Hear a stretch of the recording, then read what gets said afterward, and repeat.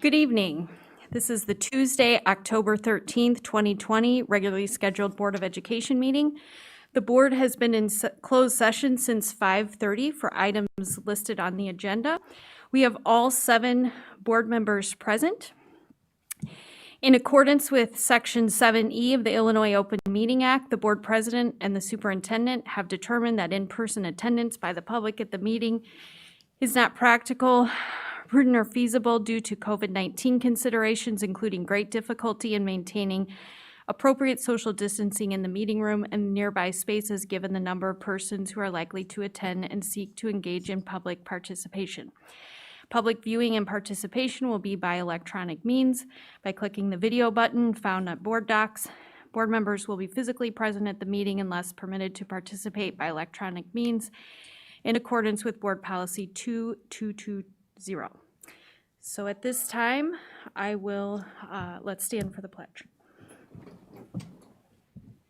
I pledge allegiance to the flag of the United States of America and to the republic for which it stands, one nation, under God, indivisible, with liberty and justice for all.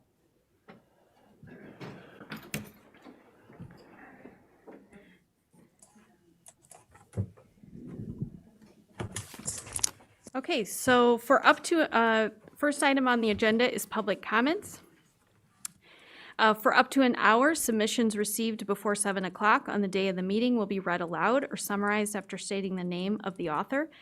Comments received before 7 p.m. which are not read aloud or summarized, and those received after 7 p.m. will be reviewed by board members. All submissions received will be made publicly available on the district's website. And there is an agenda item 1A link to post a comment. So at this time, I'm going to ask Mrs. Troutman to read the comments that were submitted. The first comment, Crystal Godfrey.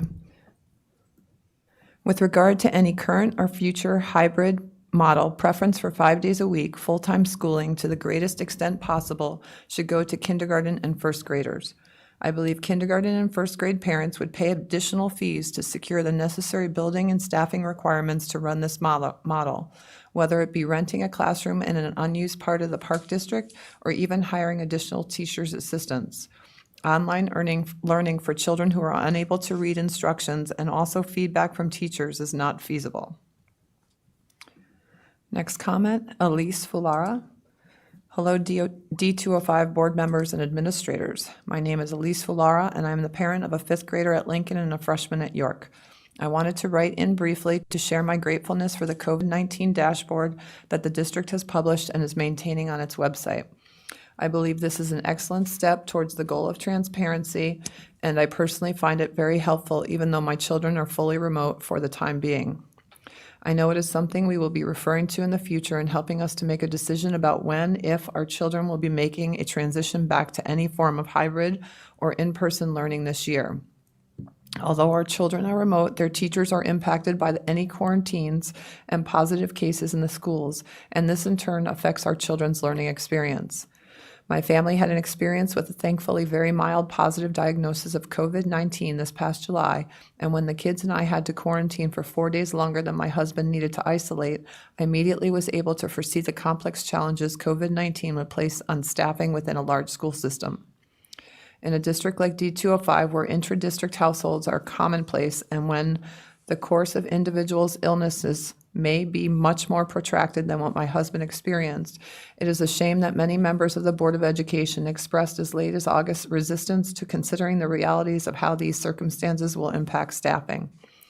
Instead, pushing for in-person learning when the resources obviously weren't available. It is also truly a shortcoming that the open D205 plans seem to fail to fully take these public health complexities under account. I have been a regular viewer of BOE meetings since 7/14/2020, and I would like to thank and recognize Dr. Kevin Rubenstein. I'm sure public health was not the field into which he expected he would need to take a crash course, but I have appreciated hearing his voice of reason at BOE meetings. He does come across as having done his homework, and I appreciate that he seems to be strongly relying on data and public health to input to guide decision-making and planning. Lastly, I want to share for the record that my children are doing very well with the remote option, and that I really credit their teachers with having pivoted and adapted their classrooms and curriculum so quickly online. It truly speaks to what professionals they are. I hope that the BOE always remembers that people and not anything else ultimately are what matter and make this district strong. Next comment, Sarah Garcia. Tonight I would like to discuss the district standard-based grading policy. Being a teacher in another district, I have been through 3 years of standard-based grading professional development. My district was hoping to move towards SBG for all grades this school year, but unfortunately the pandemic has us pushing this back until next year. I love standard-based grading. I think it is an awesome way of keeping parents informed of exactly where their child stands in regards to a standard. It tells them exactly what has been mastered and which areas they need more work in. As we are all aware, even the typical straight-A student still has areas of strengths and areas that need more development. Imagine my surprise when I received an email from my son's school stating that next to the standards-based grade, there would also be a traditional letter grade. In standard-based grading districts, this should not happen. Standard-based grades of 4, 3, 2, 1 do not equate to the traditional A, B, C letter grades. They are two completely different grading policies and systems. Any professional development on SBG will tell you that there is no correlation. My question is then, why is the district doing this? Parents who have sixth graders are already used to this way of grading since it has been in place in elementary school for a few years. Please rethink your current policy of displaying both a standards-based and traditional letter grade. This is not going to help anyone in the long run. Next comment, Katie Marshall. I want to take a quick minute to voice my concerns with the current learning environment with the primary education students and teachers. As a parent of a first and third grader doing hybrid twice a week, I have the following concerns. One, the children are spending close to 4+ hours a day in a chair in front of a screen with no in-person interaction with students or teachers. When they are in school, they are still glued to their screens. 2, my third grader eats a snack at 10 a.m. with a 30-minute break and is then expected to stay focused until school is dismissed at 1:15. I know this is hard for him, and I'm sure for others. It is easy to tell them to just deal, but I am pretty sure that this will not suffice for the long haul. The other concern I have is for our teachers. They're doing an amazing job as well as the administrators, but we are only in our second full month, and they all look exhausted. They only let the children see the positivity of the situation in their classroom, but as a parent, we can see they are exhausted and defeated. These teachers are having to teach a class not only on Zoom, but in person as well. How long can we ask them to stay up late at night doing the 25+ seesaw posts, responding to countless emails from parents, and the constant reminders to keep kids focused, engaged, and quiet during the Zoom classes? As a spectator, it would be enough for me to want to quit a job I love. I have always believed that one should not complain unless they are offering some solutions. I propose the following. 1, let's send out an anonymous survey to the teachers via their principal with a few questions as well as the comments section to understand where they mentally are in this process as well as to gauge their daily workload. These are the essential workers that we need to take care of. I take care of them, then our children's education will really be in jeopardy. I just believe that they should have a voice. 2, let's send out a quick survey to the parents to see where everyone is at after these 2 months. Let's try to include some unbiased questions and get some real answers that may or may not fit the narrative of some people. 3, depending on those results, it may be time for us to look at sending our kids 5 days a week back to school from 8:15 to 1:15. The remote teachers can still teach the remote, and the children that want to attend school will be in school. I believe that the solution will help take work off of the teachers, lessen the screen time for the children, and provide the in-person social contact that these children need outside of their iPads and Chromebooks. Please note that I understand that everyone has the children's best interest at heart and everyone is doing the best they can during this time of uncertainty. All I ask is that we continue to be flexible and make changes when needed when the system is not working anymore. Next comment. Nathan, I'm going to do my best right now with your last name, so bear with me. And thank you for the phonetic spelling of it for me, Nathan. Nathan, Thu Ku Du Be Yapu. Sorry. Good evening, BOE, Dr. Moyer, and D205 Cabinet. I am a sophomore at York and have been listening to the BO meetings for a few years now. I truly commend the work all of you have done and offer the utmost of gratitude. You have handled the COVID-19 situation tremendously well, and I thank you for that. This past weekend, York High School students experienced what I call fall break. Thursday was parent-teacher conferences, Friday an Institute Day, Saturday and Sunday a weekend, and Monday was a holiday. I asked that the district continue this format and set up days providing this break to students as it was really refreshing to spend time with family and get away from schoolwork. It also provided a great time for many of my peers to catch up on all their missing work. I ask that you continue this break in the coming years. I know scheduling conflicts always arise, but this break really helped everybody during these times. Please consider my proposal and enjoy the rest of your evenings. Thank you. Next comment, Jennifer Nelson. Dear board members, I urge you to reevaluate the current hybrid model for primary elementary students. I believe that I speak for many parents and primary teachers when I say that this is not a sustainable plan for K through 2. The community has not been solicited for your feedback since June. We are ready to be heard in order to make learning better for our students and teachers. Please consider sending K through 2 to school 5 days per week, A, B, morning, afternoon. These young learners need their core curriculum taught in person with their teacher's attention in the classroom, not split on Zoom. Then the students can spend the other half of their day at home doing other activities such as specials, independent reading, writing, math assignments. 5 hours a day on a computer is unacceptable for young children. Please reach out to your community and teachers so we can work together to increase the quality of learning. Thank you for everything.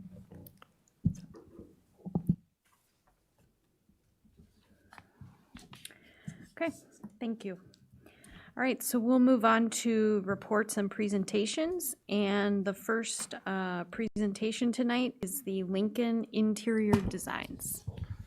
So we have Leanne and Craig from White. They will be showing us the, we showed these at the Finance and Ops Committee meeting on Thursday, and this will be the second time that these will have been shown publicly. And you're in for a treat. The other information in your packet is just informational to try to ensure that you have a grasp of how the project is moving along, but the focus tonight is on this presentation, so I will turn it over.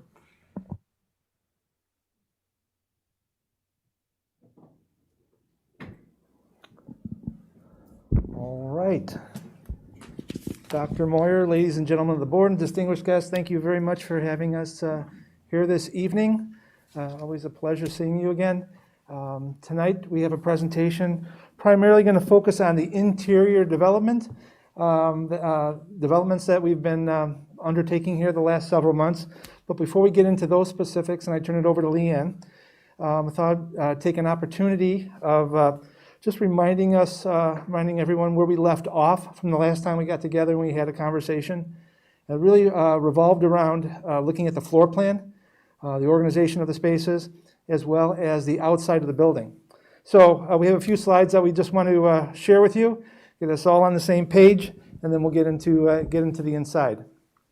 So this first slide that you're looking at over here is a slide that we've used in a couple of instances to really help communicate the idea that we are responding to the quality of materials, the colors, and all those elements that go into making the outside of the building kind of more compatible with what's happening in the residential, in the neighborhoods that they sit. So one of the wonderful qualities of the schools that you have here in Elmhurst are the fact that they are neighborhood schools.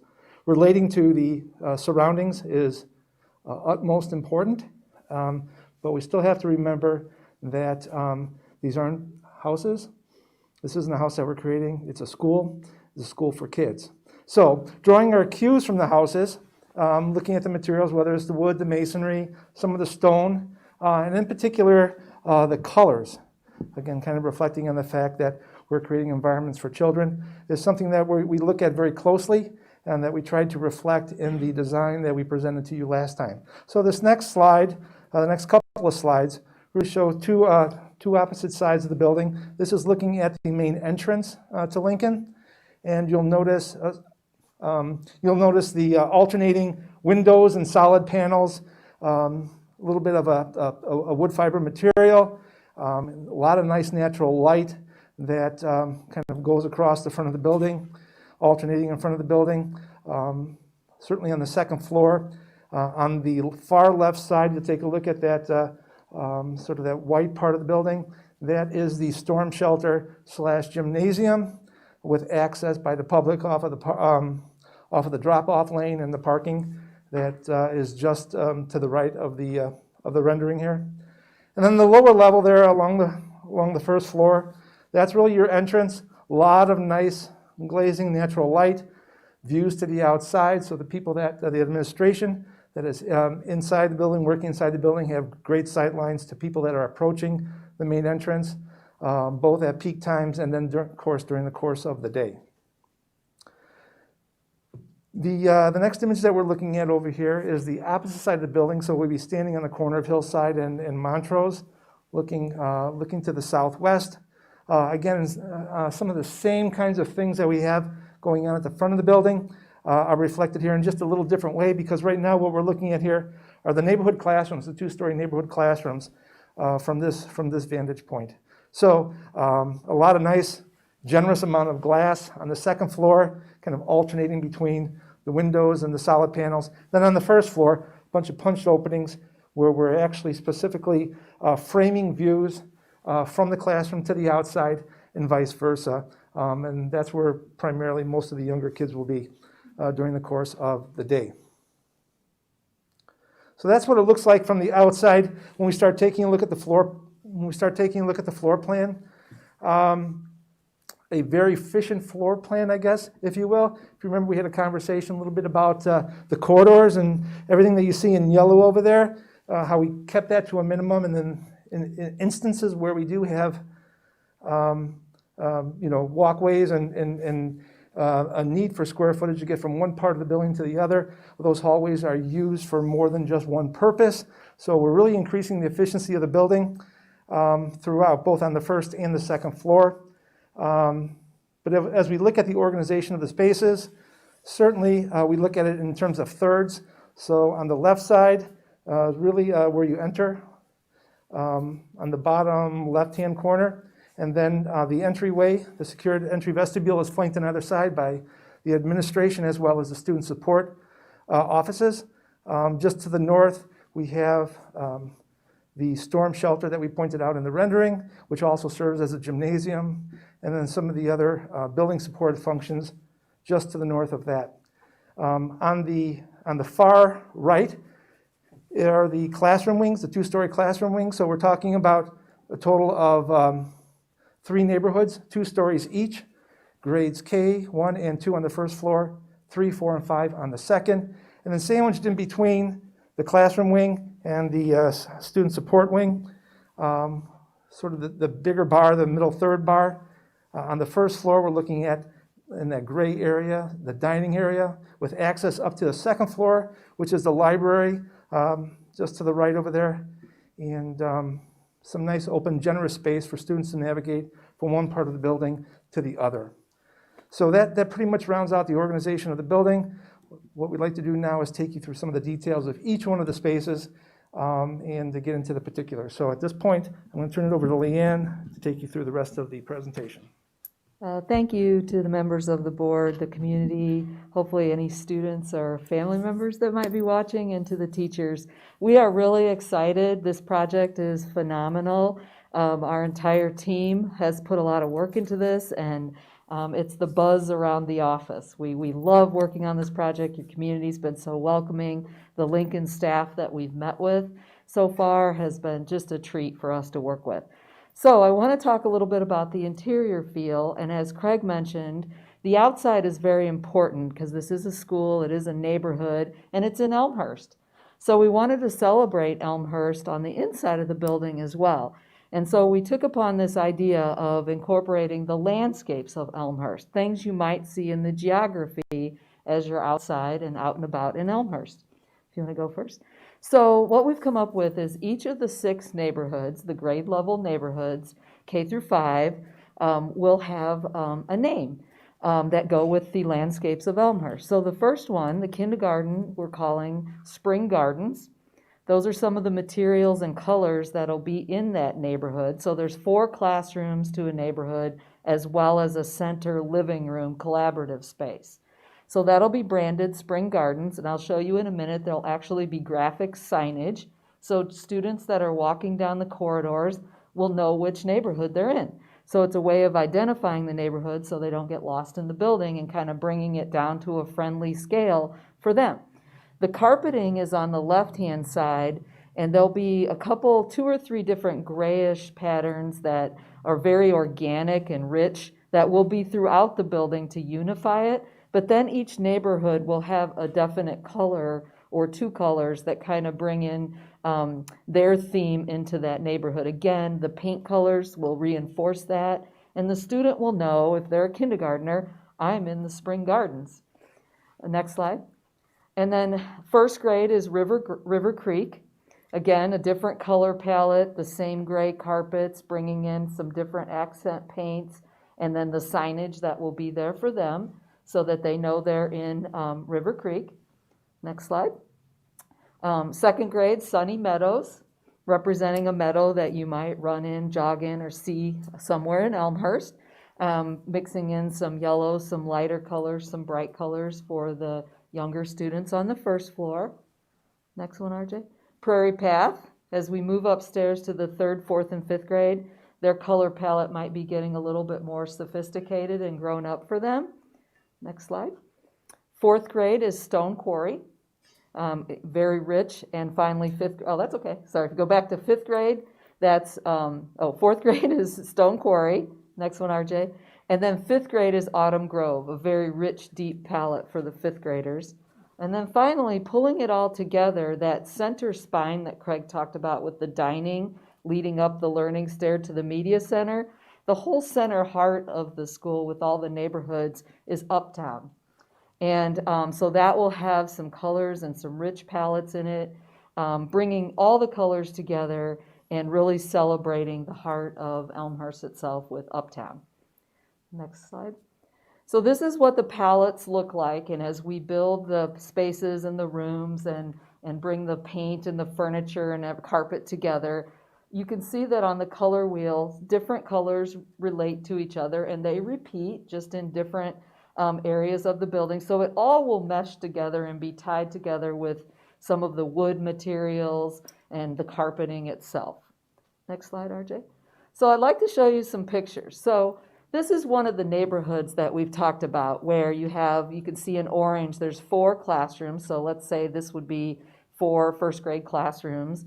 They have a collaboration living room in the middle as well. And where that blue arrow is to the left, that's where you would enter into a neighborhood. You'd be walking along that spine, either the dining or the media center on the second floor, and you would see the number 1 to your right of that arrow. That's where the signage would be, and you would say, here's my neighborhood. I'm in Autumn Grove. I'm in the right classroom area this year. And then number 2 is a collaborative area that's at the entry, which will have some group space where some students can interact with an instructor, they can interact with a volunteer, a teaching assistant, just a way to pull off, or the class might want to come out into the collaboration area where you see number 5, and there'll be another kind of whiteboard wall there with a flat panel screen, somewhere to get out of the classroom, or maybe a couple groups want to come together. Number 3 will be an interactive 3-dimensional display where we can display project work, but we can also, we've talked to the media specialist, they could bring some books there. If that group of students, the first grade, is studying like Abraham Lincoln, they could bring a section of books and put them in their neighborhood for a couple weeks and then change those out to go with the curriculum. So that's 3-dimensional storage there. And then number 4 is a gallery wall, which you can hang artwork because it's magnetic, but it's also black like a chalkboard, and you could write on it. And that kind of takes from, if you go to Lincoln School right now, they have this black interactive wall paint that they've used, and they change it all the time. We heard it's very popular, so now there'll be one in each neighborhood that we can use in the same way. A little bit of modern uptake, but it will be there. So now I'm going to show you the view of what that looks like if you were standing on that blue arrow. So this is looking at, we just picked one of them, Sunny Meadows. So this is what it would look like if you're going down the corridor and you see your neighborhood. You can see the sign on the side, so you know you're in the right place. And then on the left side is that a little seating collaborative nook that we have for gathering together, impromptu collisions or tutoring or getting some help from a volunteer or whatever you want to meet outside the classroom space. We're looking at a light fixture to draw attention to that, bring the scale down for the kids in that area, kind of cozy up. And then that we're looking at putting some inspirational quotes on the wall as well. And then you can see in from that when you step in on the left-hand side, that's that book or display shelf, you know, some kind of fixture that'll be there for projects displays. Next slide. And this is up when you go up to the upper level, when you have the 3rd, 4th, and 5th grade, a little bit of a difference. You still have that signage, you have a colored portal announcing the entry to the neighborhood, but the collaborative space on the left is a little more grown up. Instead of that stadium seating, they have some seating boxes with some tables, and they have glass around them, making a little bit of a room idea, getting them ready for moving to middle school and high school someday. A little bit grown up take on a collaborative space. Still has the special light fixtures, bringing the scale down, making that space. Straight ahead, you see the dark black rectangle. That is that gallery wall. That's magnetic, so you can display work, or you could write on it, change it up constantly. Next slide. So now we'll take a look. You can see where the blue arrow is. Now we're going to look at a couple of classrooms. So this is looking at one of the lower level classrooms that Craig talked about, where we have the younger students. So you can see their windows are a little bit more of punched openings, but you'll see where the yellow is. That's going to create a window box. The color that's on the window of the outside will be brought into the classroom, making a special area where you could sit, maybe have a reading corner, bringing that scale down for the kids. You can see on the left the teaching wall with the sliding marker boards and storage behind it. Flexible furniture is key. Whiteboards on the other opposite wall. And then the carpet, it's a little hard to see in this rendering, but the grays will be kind of in the middle and where you walk, but then color will kind of grow out of that and be near the teaching wall, and then also the same color will be by that window box. Okay, next slide. Now we're going to look at a classroom going the other way, and we're going to be upstairs in the older kids' classrooms, Audrey. So in the older kids' classrooms on the 2nd floor, they're a little more grown up, so we changed the feel of their room with the windows. They have windows that go from the floor to the ceiling, a little bit more of a high school or middle school feel with their windows. And then their window box is on the side, which kind of looks over the outdoor gardens, the outdoor classrooms that you have. So they still have the window box, but the position is changed so that they have these larger full height windows at the end of their room. Same idea with the flexible furniture, the teaching wall with the storage, all of that's still the same. Okay. So this is now a view, you can see where the blue arrow is. This will be looking to the north, looking through the dining space. Go ahead, RJ. So this is the uptown dining feel. You're seeing a staircase that goes up to the 2nd floor at that end of the dining. You can see we're playing with the lighting a little bit in here to get that exciting downtown, uptown feel. The lights are going to wrap down the side of the gym, which is the storm shelter. We have some colored acrylic pieces in there that will reflect light as you go through the space, the different times of the day, just like you might see in an uptown area with windows going down the main street. We have colored lights that are hanging, pendant lights that are hanging from the ceiling to bring that scale down, but also give that sense of excitement like you were in the uptown area, things going on. You can see the colored stair, the punched openings, the orange box. There's 2 big windows that let you look into the gym, the storm shelter space. And then there'll be flat panel technology monitors in there for different kinds of presentations. Next slide. So now we're going to turn around and look at the blue arrow, and we're going to look at south in the same dining space. And this is a view where we're looking up that learning stair that leads you up to the media center. So you'll see the learning stair has the warm character bringing in that material to the space. On the right-hand side, you're seeing that 2-story storm shelter wall with the acrylic colors in it and the dancing lights. The learning stair itself, as you go up, about halfway up, there is a bigger landing where you can stop and actually have some kids there and some soft furniture. And we built in, they look like black rectangles on the screen, but those are bookshelves. So we wanted to bring the media center partway down the stair while the dining is going up to meet it. So there could be some casual books. Maybe you're having a class or during your lunch period if there's free time. There might be some fiction or some books there for you to grab and encourage reading. Otherwise, the stair leads up to the media center. Next slide. So now we're going to go upstairs, and the blue arrow is going to look south, and we're in the media center, and we're going to be looking towards the maker art space and that flexible classroom that's all the way at the south end. And so here's that view. You can see in the front is like the help desk that will be fully outfitted with technology to have students come and have help with their devices or how to look up a book. We have in front of that, we're indicating a circular flexible reading area where students can actually sit on the floor if they would like when they're having some reading time or some group instruction. There's some tables in the back, and then the glass that you see is a movable glass wall that flex classroom can be opened up and combined for larger events, or if a whole grade level wanted to get together for a presentation. Everything is movable in this space and flexible. We can accommodate multi-different types of furniture arrangement here. In the back, you're seeing like the art room and the maker space, some glimpses into that. They will have display units where you can put work from the art room can be entered from the back of the classroom and put in that display, but you can see it from the media center and everyone can see what's going on.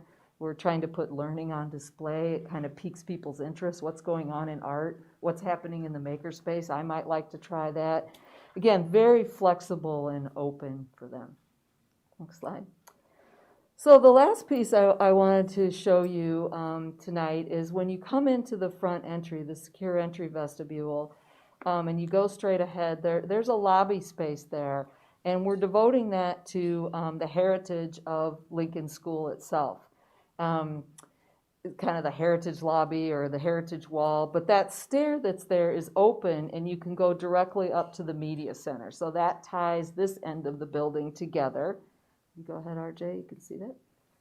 And so this is the view that you will be presented with. This open stair, there's a skylight above it that's up in the media center, but we have this wall that we're calling the heritage wall, and we'd like to use some of the stone medallions off of the Lincoln School now. We'll take those before the building is demolished.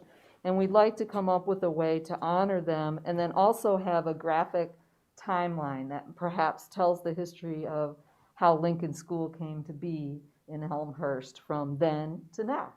So you can see then there's some seating, a lot of soft seating. There's seating at the stair.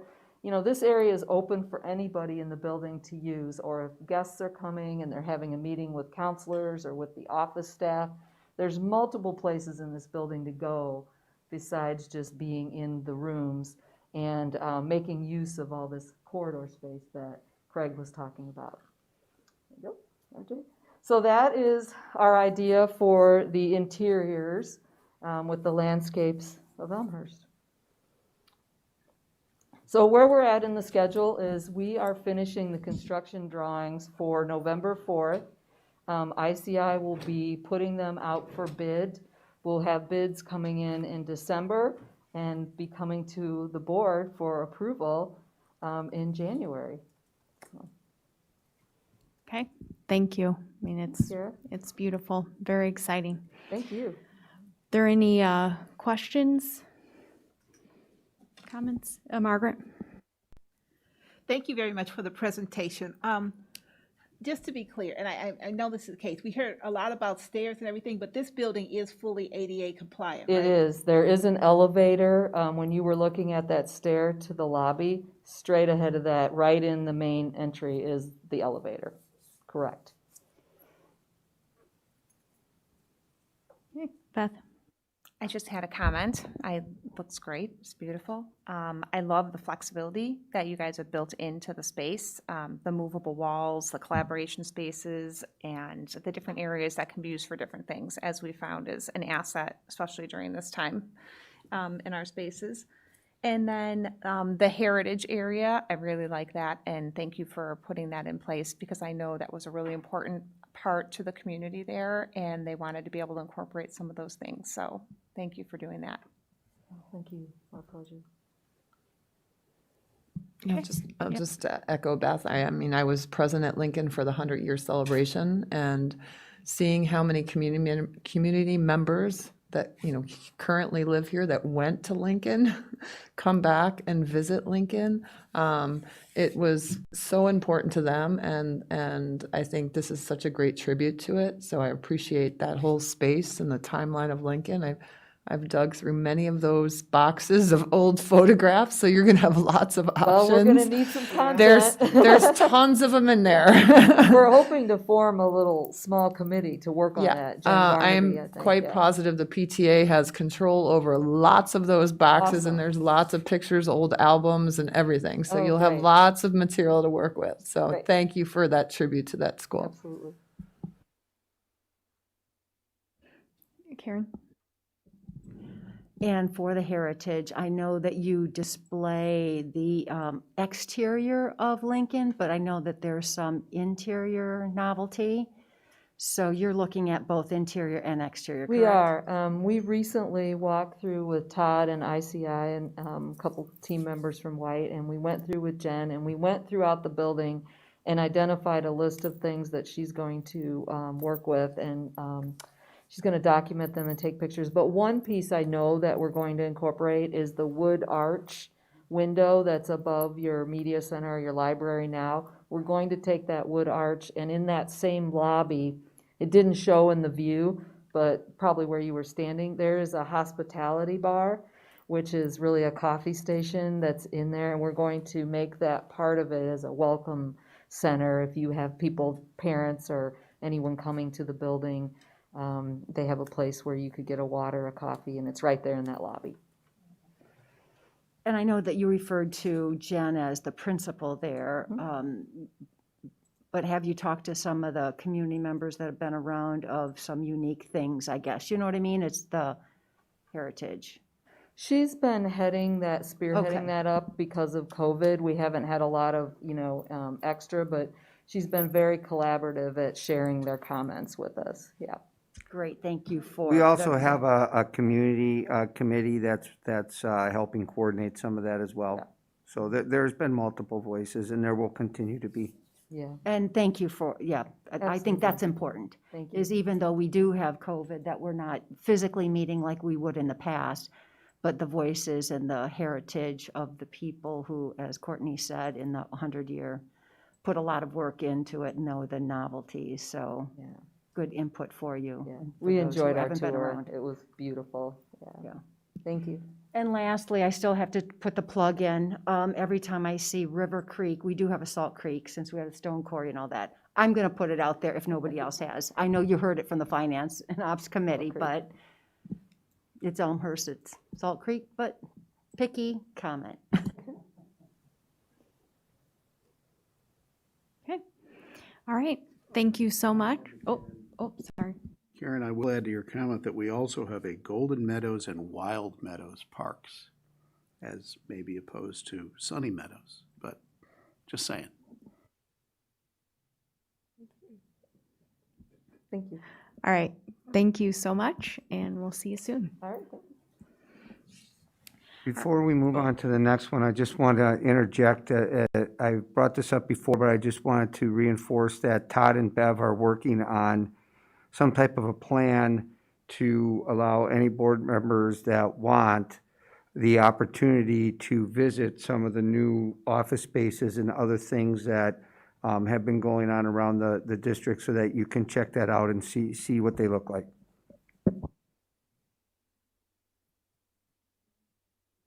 Dave, to that, I know you're offering it to us as board members, but can you share that you're also putting something together for community kind of to see it, whether it be video, audio, electronic, or am I misunderstanding that? I don't know. Well, and so obviously, we're trying to be very careful with the current situation. We do have, for some of the major construction, some of these things are being done in pieces, so that the buildings aren't necessarily completed, but we do have some ideas for groundbreakings and ribbon cuttings. And again, Bev's committee is working on some of those plans. The main areas that have been completed so far are some of the office spaces, the parking lot and retention area at Emerson, and then, of course, the major work. The largest office reconstruction is Bryan, and then the major renovation at Edison. Bev, I see you were wanting to say something, which is good. I'm more than happy to let you go ahead, do that. No, I think Dr. Moyer has covered quite a bit of it, but please be assured that, yes, we're looking for those alternative ways other than physically getting people in the buildings through video, through other ways, to make sure that we are showcasing the work that we're doing. Thank you. Okay, thanks. All right, next is the 2021-22 course proposals. All right, I'm going to turn it over to Scott, and he will walk you through these. Good evening, everyone. So in front of you is a memo with just a few updates related to course proposals for next year. I know it seems very early, but we do get ahead of this process so that the courses, which are typically in the high school, can make their way into the student selection that typically takes place around wintertime.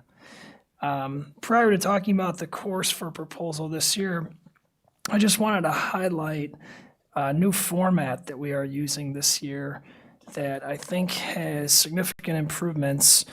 There were a few artifacts provided last week, and one was the previous proposal format that we used, which was very strong academically. And the one that we are now using for the current year and proposing for next year has additional details focused mainly around areas like funding, anticipated section numbers, departmental impact, as well as a timeline for approval. The reason for some of these changes were really unrelated to COVID, but they do add a little bit more value, especially with the challenges of COVID. So things related to funding and really just focusing in on some of those more granular details have, I think, helped us in the long run make sure that any changes in the courses are both fully supported and both comprehensively, analyzed for what exists currently. So just wanted to kind of highlight that. Any questions about that formatting before I move into the other two items on the memo? I don't necessarily have a question. I'm sorry. Did you know? But more just a comment. I really appreciate you providing both of them to compare and contrast, because I think it helped me focus in on how, when completing a new form, the chair or the instructor really has to sit down and think through what is being added or taken away and the reasons for it. And I think that is really important, that they have to actually answer those questions and identify what's being added and why it's being added, or what's being taken away and why it's being taken away. So I really appreciate the new form and all the changes. Great, thank you. We can come back to that because we will for the course. The second item there is just the updated course enrollment numbers for blended courses. The course for proposal this year is also a blended course. That's just a little bit of data in the memo. If you could go back to that, sorry, RJ, in the memo, the document 0. So last year we had 2 courses developed that were blended. And during last year, a lot of the work that took place around blended courses was to get to where we're at now, which is 11. And then for next year, we will be at 12. Currently, we have 576 students that were slated to be in a course that was designed to be blended currently. Right now, pretty much every course is blended. So at least, the programming was there to get those students in a space where they're, continuously working towards a blended format. So that's almost 20% of our student body at York in a blended course. So we hope to continue growing on that. We do want to pause and sort of do a little bit of review before we continuously add, because that was a big jump for us to go from 2 to 11, and we want to do that, but we want to make sure it's done really well. So we are going to do a little bit of a review process for that coming forward. The last item there is the course for proposal this year, which is the capstone of some of the work that started in 2018 that I was fortunate to kind of come in on the tail end of, and that is with the manufacturing program. So this is the CNC manufacturing, which stands for Computer Numerical Control. And basically what this is the design of objects based on computer software that then basically tells mills and lathes what to do with the object. So very high tech, very cool stuff. There is a little bit of a cost obviously associated with such impressive equipment, and the teachers have worked very diligently to get that down from what was anticipated to be, almost $120,000 at one point.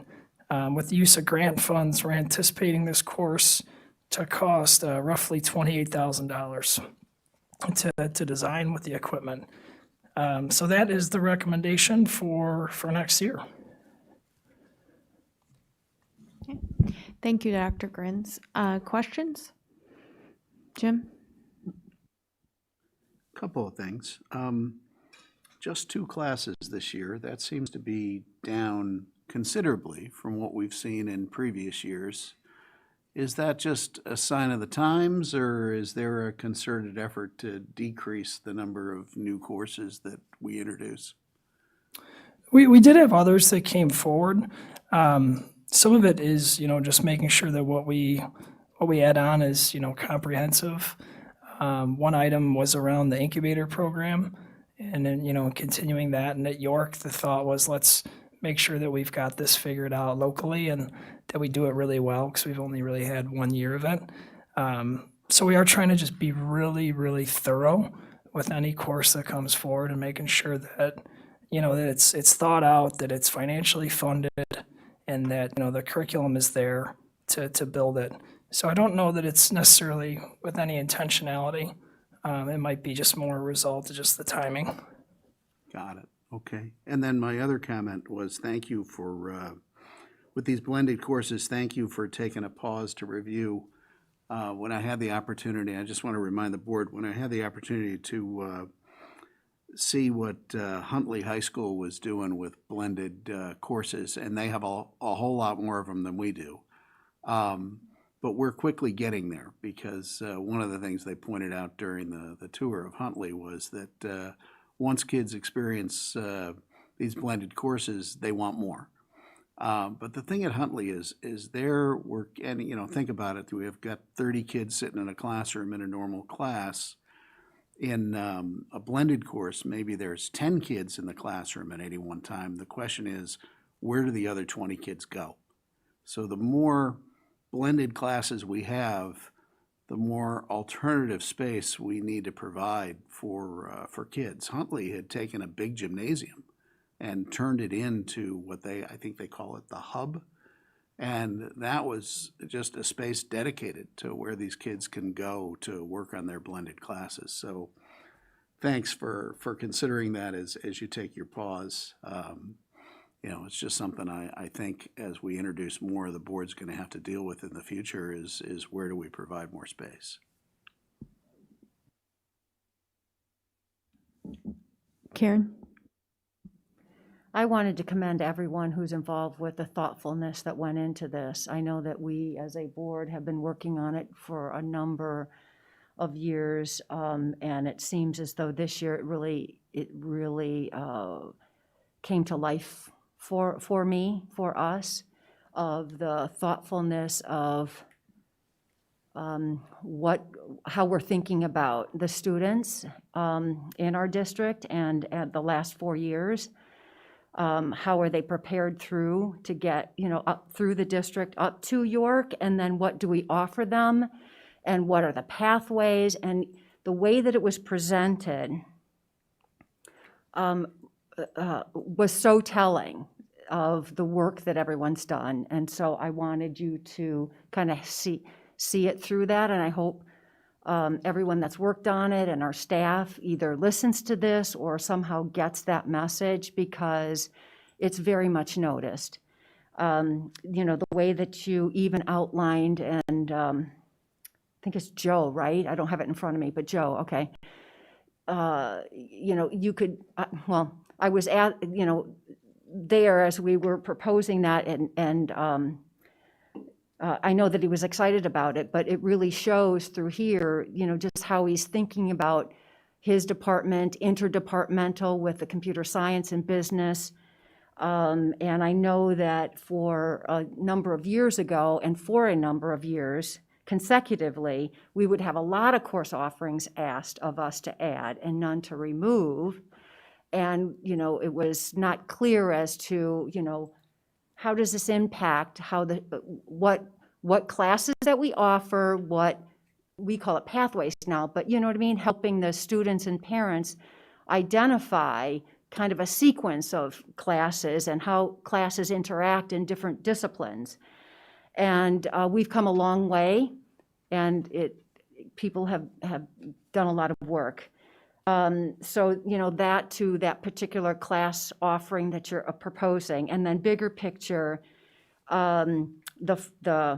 call, the forms, but it's not the forms, it's how we're thinking about it from a whole district perspective.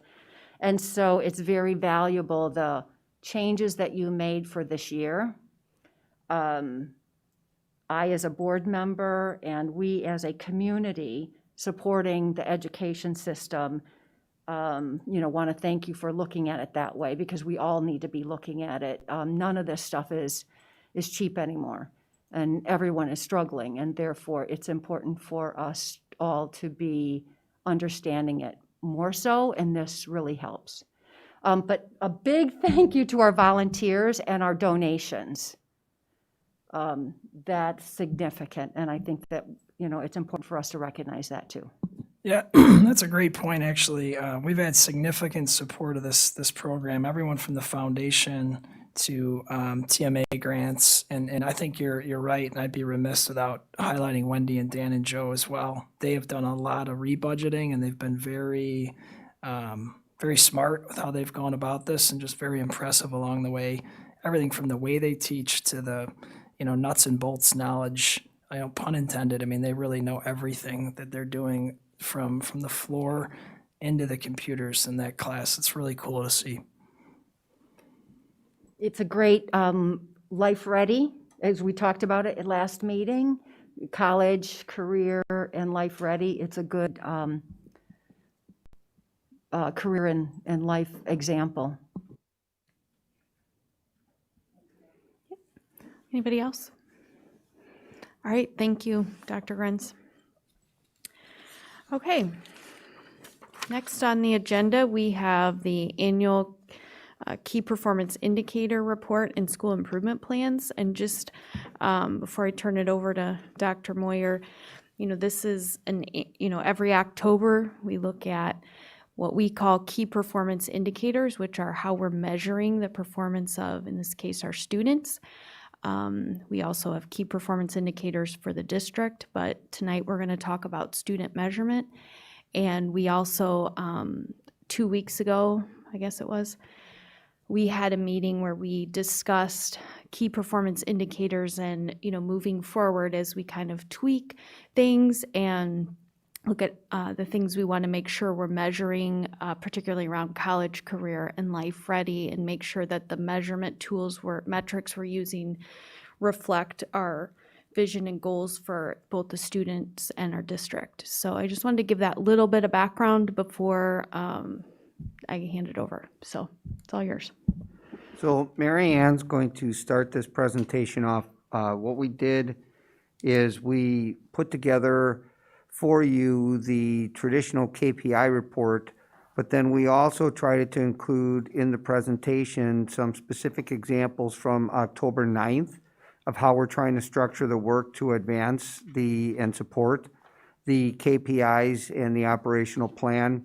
And then also Jim Plascota, the Edison principal, is going to zoom in at the end of that, as we drill it down even to a more of a micro level to see how they're trying to do this, support this work at the school level. And you see that the school improvement goals are included. All of this information will be made public tomorrow, and schools will be posting their individual information on their websites. So, Mary Ann? Great, thank you. So yes, I am here to talk about key performance indicators for the current set that we have as a district. And I guess, the thing I'd like you to keep in mind as I'm going through the data, I'm sure you'll have questions about specific data points, but again, the big question is, to what extent are we seeing evidence that we are helping our students become college, career, and life ready? So our mission doesn't change even if we refocus how we want to think about those key performance indicators. So given the information that we have here today, I'd ask you just to kind of keep that question in mind.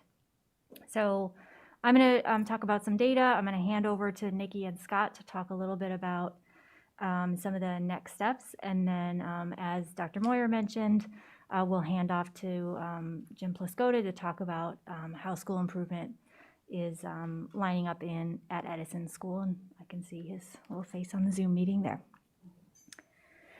So the set of indicators that you see here are the ones that are currently included in our operational plan. I'll be starting out with the ones that are relevant to our younger students and then working my way on up.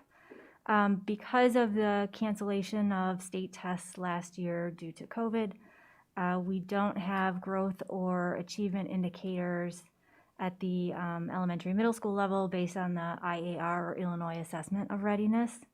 Similarly, at the high school level, we would typically have PSAT to SAT growth metrics and also SAT achievement metrics.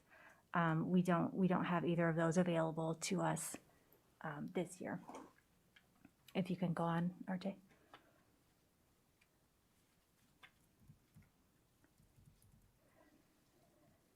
So I'll start out by just talking about how many of our third graders were reading on grade level last year. Due to COVID, the last time we formally collected reading benchmark data was in winter 2020, basically sort of the time period of January last year. Teachers are, of course, collecting data on an ongoing basis, but sort of that formal benchmark assessment, the last one was done in winter of last year. And so what we see at that time is that 74% of our third graders were reading on grade level. So compared to the previous year, although it's a spring comparison because we're sort of trying to look at where students are at the end of the year, we don't quite have the end of the year last year. 79% of our students were reading on grade level in grade 3. The apples to apples comparison of winter to winter from the previous year shows that we actually look a little bit better last year than we did in the prior year. So winter to winter, the prior year was 71%, and you can see again that last year is 74%. So who knows what would have transpired had we finished out the school year as we had originally planned.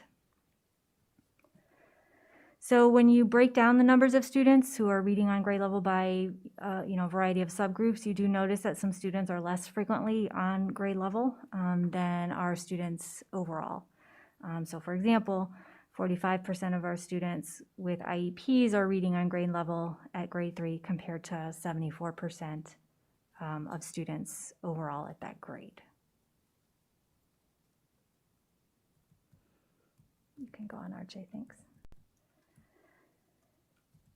So as you know, we've used a standards-based approach to grading for elementary students for the last several years, and that kind of approach lends itself really well to directly measuring some of the types of 6C skills that we might be interested in our students attaining. So for example, we have some standards in ELA that explicitly talk about communication, reading, writing, speaking, listening. And so we have some information there.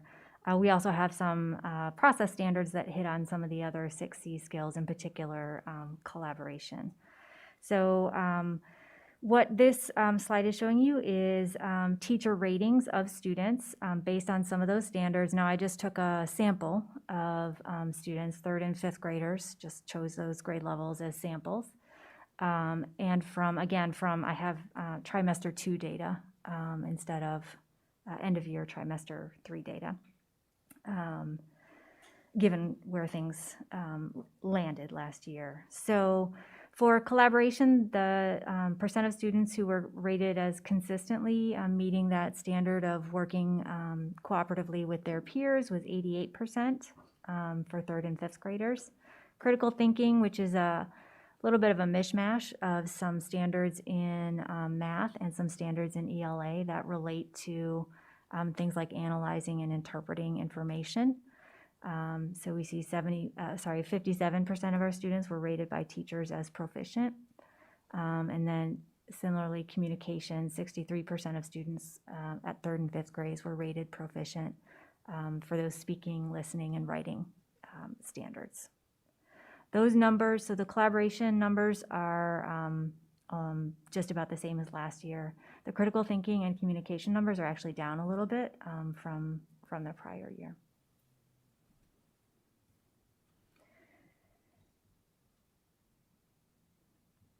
So I'm just going to pause for 1 second before I move on to the EL students and just sort of, again, take us back to that question, which is, what evidence are we seeing that our elementary students are on a path to becoming college, career, and life ready? Obviously, they're little. They're not ready to move off to college or jobs. At least I don't think that they are. And so if we think about reading at grade 3 as, kind of one of those foundational skills, and about our standards-based data as indicative of some of those 6 C skills, then I think the answer we have is that, we have some evidence that most of our students are on track.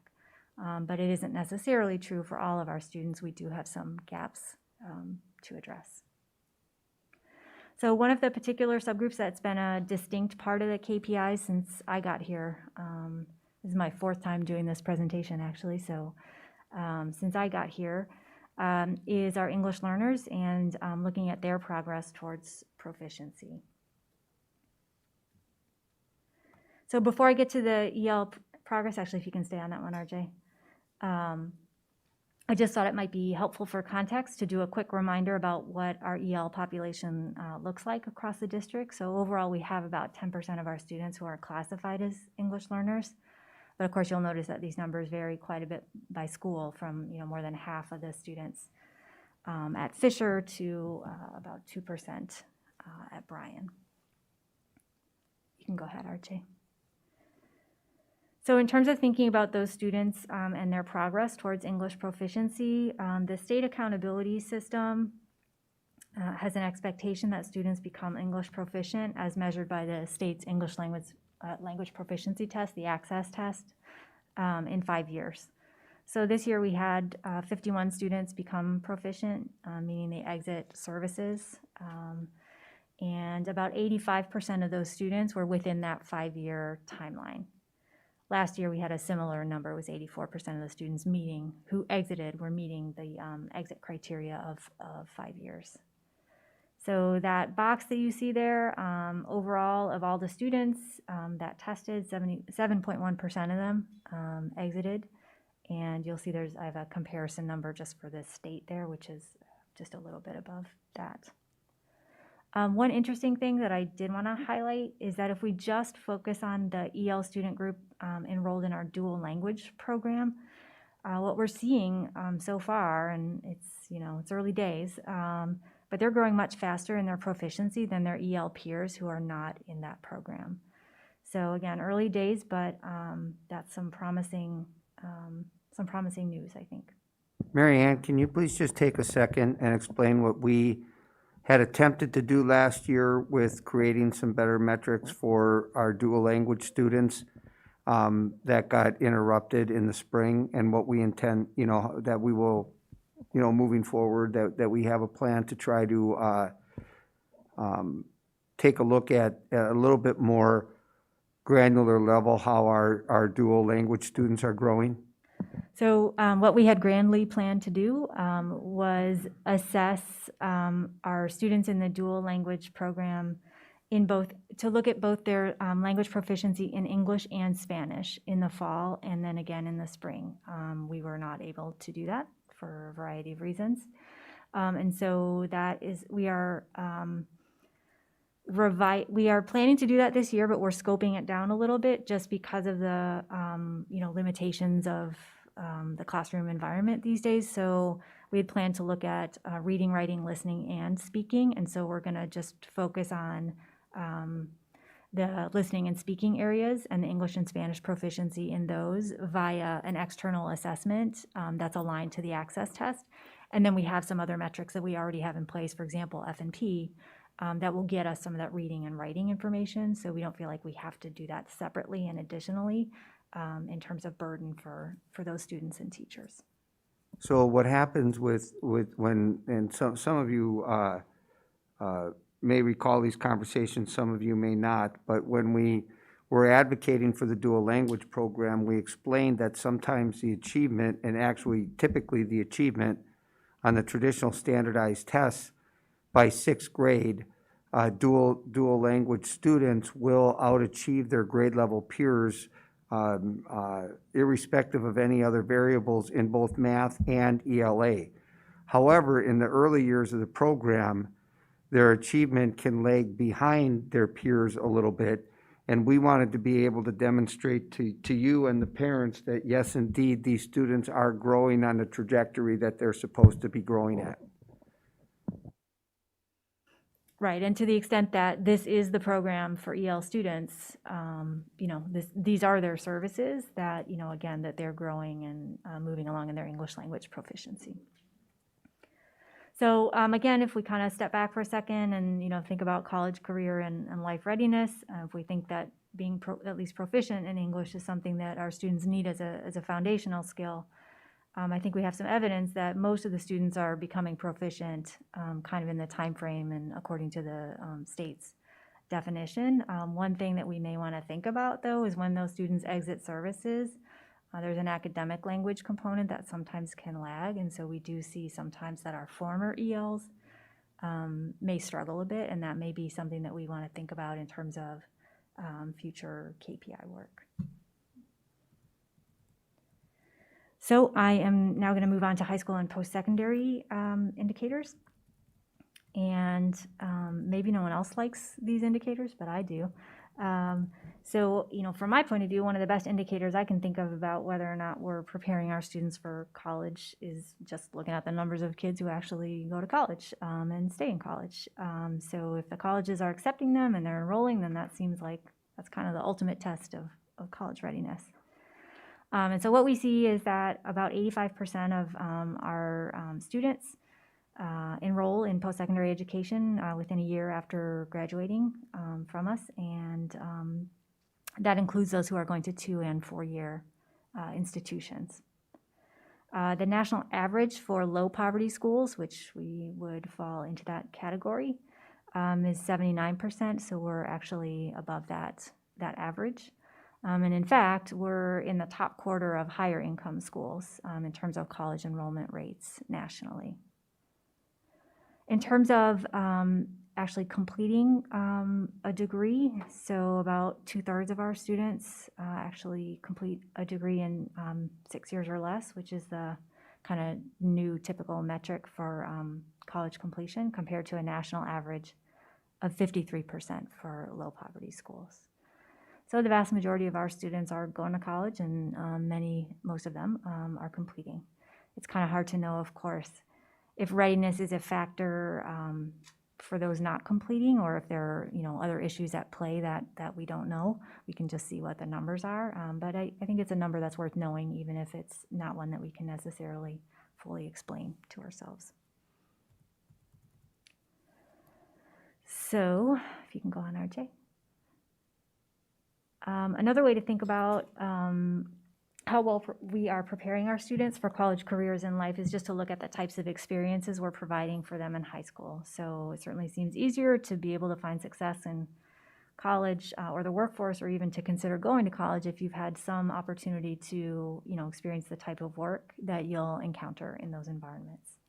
So overall, the numbers of seniors that leave having had some kind of post-secondary type of coursework has continued to tick up over time and leaving us at 87% for last year.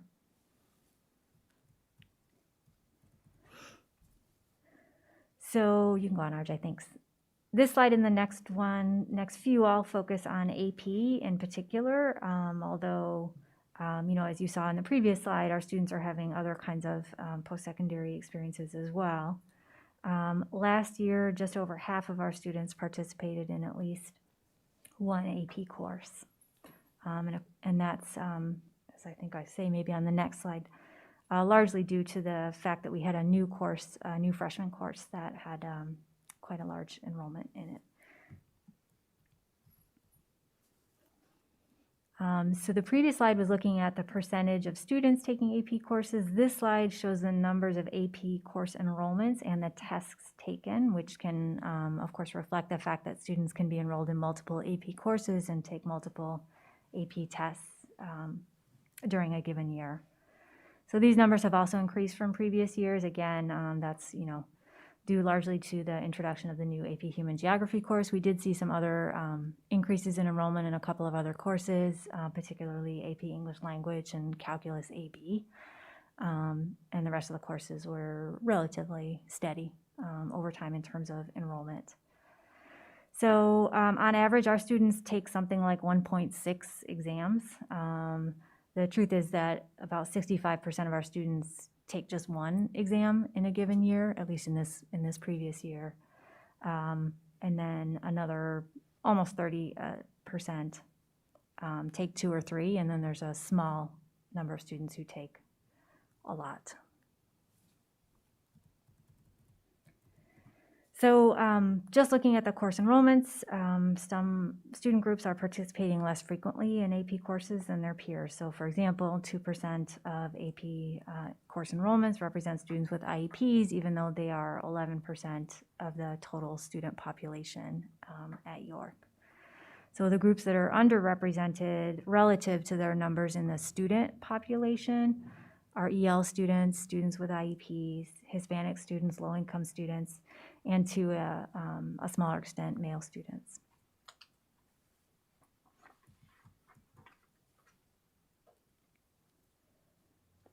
So moving beyond course participation to AP exam data, our data show that 78% of students who took tests last year scored a 3 or higher, which is sort of that passing rate for AP, which is a little bit of a decrease from prior years. As I know that you know, though last year's AP exams were a much different experience for students and taking place after interrupted instruction due to COVID, which is what my little red dotted line is intended to remind you of. So I'd like to just interject there. There could be some of that going on because of the strangeness of the testing situation last year. Also, we had freshmen taking an AP exam for the first time, and it could be that some of the percentages dropped, even though the enrollment in AP courses went up. And I just wanted to explain something that I think is really important.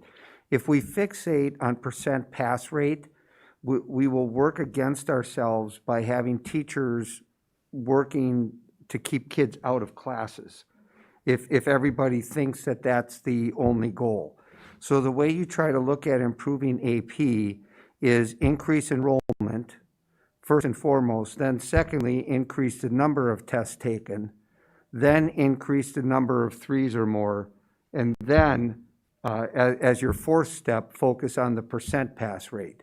So we're not sure what that number means, but I just want to I think it's important that people look at this in a more comprehensive way than just the pass rate metric. And in terms of the national pass rates and how our AP pass rates compare to the national pass rates, I think I have preliminary data from College Board for 32 courses, and we're above the national average in all but 3 of those, and some of them are really small courses, like 2 kids took the test. So the numbers can vary quite significantly on that. Dave, you reminded me of something else I was going to mention, and now I forgot it, though. Oh, no, just to your point about the increasing access and then sort of, from there looking at pass rates. It is true that, the Human Geo course, which was the new course introduced to freshmen, had one of the lower pass rates of all of our AP courses. Okay. So moving on from AP, the vast majority of our students graduate in 4 years, and that number has remained really quite steady over the last several years. If you can go on, RJ. Again, there are some differences here when you disaggregate by subgroup. So with EL students, students with IEPs, low income, and Black students graduating at lower rates than the overall average. So before I move on to some updates about state report cards, I just wanted to again ask you to think about that question and what is this last set of data what kind of evidence and information does that provide to you about students and their college, career, and life readiness? So we know the vast majority of our students are having some kind of post-secondary course experience. Basically, they all graduate and most of them enroll in college. So it seems like we have some good evidence that we are preparing our students, at least for college. Maybe less strong evidence that we're preparing all of our students equally. And we don't have a ton of direct evidence about, I think, how well we're getting them ready for careers or maybe some of the other life types of skills, at least at the high school level so far. So those might be areas we want to think about. Okay, I'm going to move on to some updates related to state accountability and report cards, kind of the usual updates here.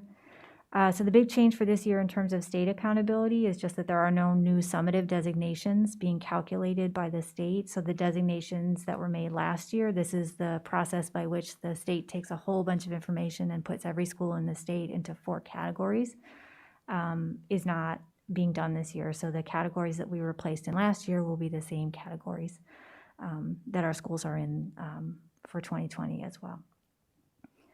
Some of those categories were renamed to make them sound better. And then on the report cards themselves, just so you know, when you go to look at them, there will be some qualifiers on some of the data points. I'm not going to spend a lot of time on this, but just so you know, there are some metrics that won't be included in the report cards. Obviously, some of those are the state tests that I've already talked about, and there are couple of other pieces as well. Some of the ones that will have those qualifiers that we have the data, but some of it could have been affected in some instances by the fact that schools were closed. So those are there as well. And then if you can go on to the next slide. Despite all that, the state did find a way to introduce some new metrics, which are shown here. So there are a couple of new pieces of information that will be included on the report cards as well. The next slide shows our summative designations for this year, again, which are the same as the ones from last year. So 2 of our schools were named as exemplary schools. Sandburg and Lincoln met the criteria for that set of schools, and then the remainder of our schools were commendable. If you can go on. Just as a quick reminder of what's included in those calculations, for high schools, it is largely dependent on graduation rate. For K-8 schools, growth and achievement on the Illinois Assessment of Readiness are the biggest categories of indicators. Similar to what it always is, so we expect that report cards will be released to the public on October 30th, at which time we will get that information linked to our website, and it will be out there and available for the public to view. And I am now going to hand it off to Scott and Nikki to talk a little bit about what we are doing in response to and in planning for future KPIs. You can go to the next slide. Thanks, RJ.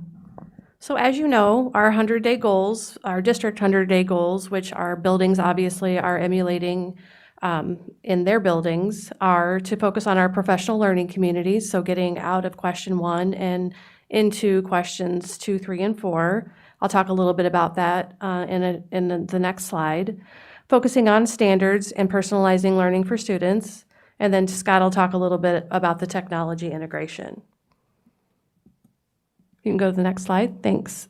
So our PL plan for 2021, and this means on institute days and any day that we have a late arrival, or now I guess they would be early dismissals. Most of all of our teachers have their professional learning time after the students leave from 1:30 to 3 o'clock-ish with their lunch time in there.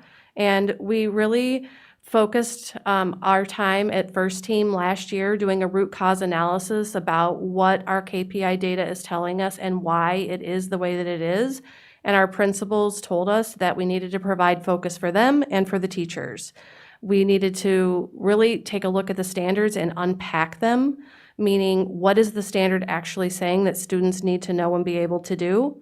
And once we've done that, really taking a look at the proficiency scale and what proficiency looks like for each of those standards.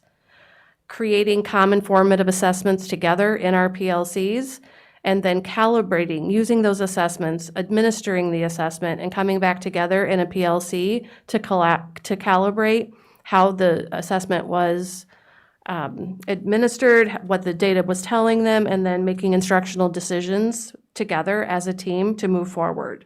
Creating learning progressions for students, and identifying instructional strategies to address the needs of all students. So for example, if there's a standard that students have already mastered, what are we doing for those students to extend their learning?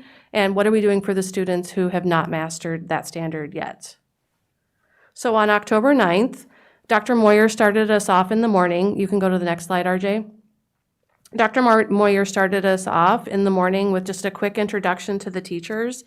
And then the first hour and 50 minutes, the teachers had time to use this slide, and then there was a slide deck that went along with it. I think the agenda was attached to your board packet for you to take a look at. And the teachers really had autonomy to move to whichever step they were at in this process. So for example, if we have a team that has already unpacked their standard and they're very familiar with that standard, they already have a fully developed proficiency scale. So for example, K5, this is their 4th year of using those standards, using the proficiency scales. They're probably ready for step 3, which is then creating an assessment together. If they already have that assessment, then they could go to step 4, which would be to create a learning progression. So for example, in this example, we used setting a table. So if you already know how to set a table, great. Then how would you extend that to how do the French set a table, or how do Indonesian people set a table? If you don't know how to set a table, you don't even know what a fork or a knife or a saucer is, then what are we going to do for you if you don't have that knowledge or those skills? And then what are the instructional strategies that we're going to utilize in order to get you to proficiency? And then the blue areas of each of those are specific examples of how to write an assessment, how to create a learning progression, what the proficiency scales look like, and a specific slide deck for how to unpack a standard, so that we're all consistently, no matter where you are in the 5 steps, that we're all consistently doing this work together across the district in our 13 buildings. And then next slide, I think, Scott. So I just wanted to indicate to you, when you see the term power standards, these standards that people are unpacking, when you take a look at the IAR and you see that 50% of the rating is driven, we're making sure that these standards are the power standards that are considered priorities by the state of Illinois, and that drive learning for the next grade level and leverage learning across all content areas and those types of things. In the past, we had a lot of focus on map testing, which was not necessarily aligned to the current Illinois standards or the tests that kids were taking for accountability purposes. So we think that we're organizing this in a manner where the common assessments that are being developed will all be aligned with essentially their big summative test in the spring, and teachers will, throughout the course of the year, have that predictability to try to be able to know with accuracy where that kid falls in relation to those things, that they can move them into a place where they'll have the ability to be successful in the spring. So those things are done with intentionality. I just want to interject that and make sure people understand that that's part of the planning that learning and teaching's been doing. So, Scott? One of the items in the packet is a sample agenda from October 9th, and this is just a snippet from that sample agenda. You'll see quickly it's roughly a 4 or 5 page document. And the reason for that is we really are trying to cover a lot in a short amount of time and model effective teaching along the way. So you'll see just in this little snapshot here that we are aligning the work that we're doing with the staff to the 100-day goals, and really trying to stay grounded in that work. And along the way, we're making it very choice-based and having opportunities, specifically this day, last week, to have cross-district collaboration. So the first grade out hour there were intentional pairings of schools that worked together in a session virtually, which is, again, one of the positive sides of meeting virtually, is that they're able to actually interact with different schools and can do that in a large number. And then the latter hour was actually for more building based. So we wanted to just have the opportunity to sort of collaborate across district and then foster time for them to apply it then in the building together in their PLCs. So everyone had an hour session on engaging tasks. And that was the result of some survey work we did back in the spring, if you recall. As well as recently with parents to see, what is it that folks want more of? And engaging tasks came up to be the main module from the distance learning playbook that seemed most applicable. So that was something that everyone took. It was just designed and tailored a little bit based on the school or the grade level of the teachers. And then there were 13 what we call choice sessions that were tailored from what was provided in August. And some were new and some were revamped. Well, they were all revamped, but some were even new in addition to what was provided in the August session. So some examples of those were things like reflecting on problem solving for remote and hybrid instruction. A new topic was small group instruction in a hybrid learning environment. Some of the descriptors for that were things like the session will share ideas for engaging both in-person and at-home learners in small group instruction. We had a new session that was a result of some high demand that focused solely on our youngest students in Madison, and that was called Personalization and Alignment, Remote and In-Person Instruction at Madison. So they worked a lot on planning for remote learning for some of our younger students. And just, constantly trying to improve that and make sure that everyone is prepared for that should it, evolve or change shape. Because of everyone taking an exit slip for each one of their sessions, we get a high number of responses for these PDs. So we had 2,521 staff submissions of an exit slip. And of those, we had 96.8% of the staff agreed or strongly agreed that the sessions provided support, strategies, and collaborative time for them. So we thought that was really great. A lot of the credit goes to the coaches and to the learning and teaching department. They're the ones that are really sitting through and focusing in on the distance learning playbook, and they're really trying to help the staff out as much as they can. The next session for this is November 18th. That will be our remote learning planning day. By that point, we will have feedback from students, staff, and parents as well. So we're hoping to use that. And then another little plug, commercial, if you will, is that there is now a distance learning playbook for parents that is out. So we are hoping, we have a few of those that are on the way in the mail. And we're hoping to start to lean into that and see how we can apply that for some of our parent supports and maybe even facilitating some learning there. Because we've heard from teachers as well as from you as board members that that will be a good area for us to start to look into. It's an early phase of that. The book is really fresh.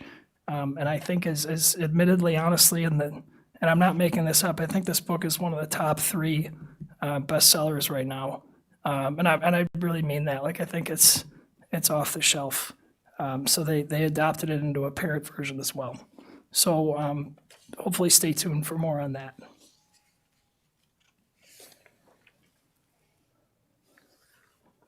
Jim? Thank you. I hope everybody can hear me.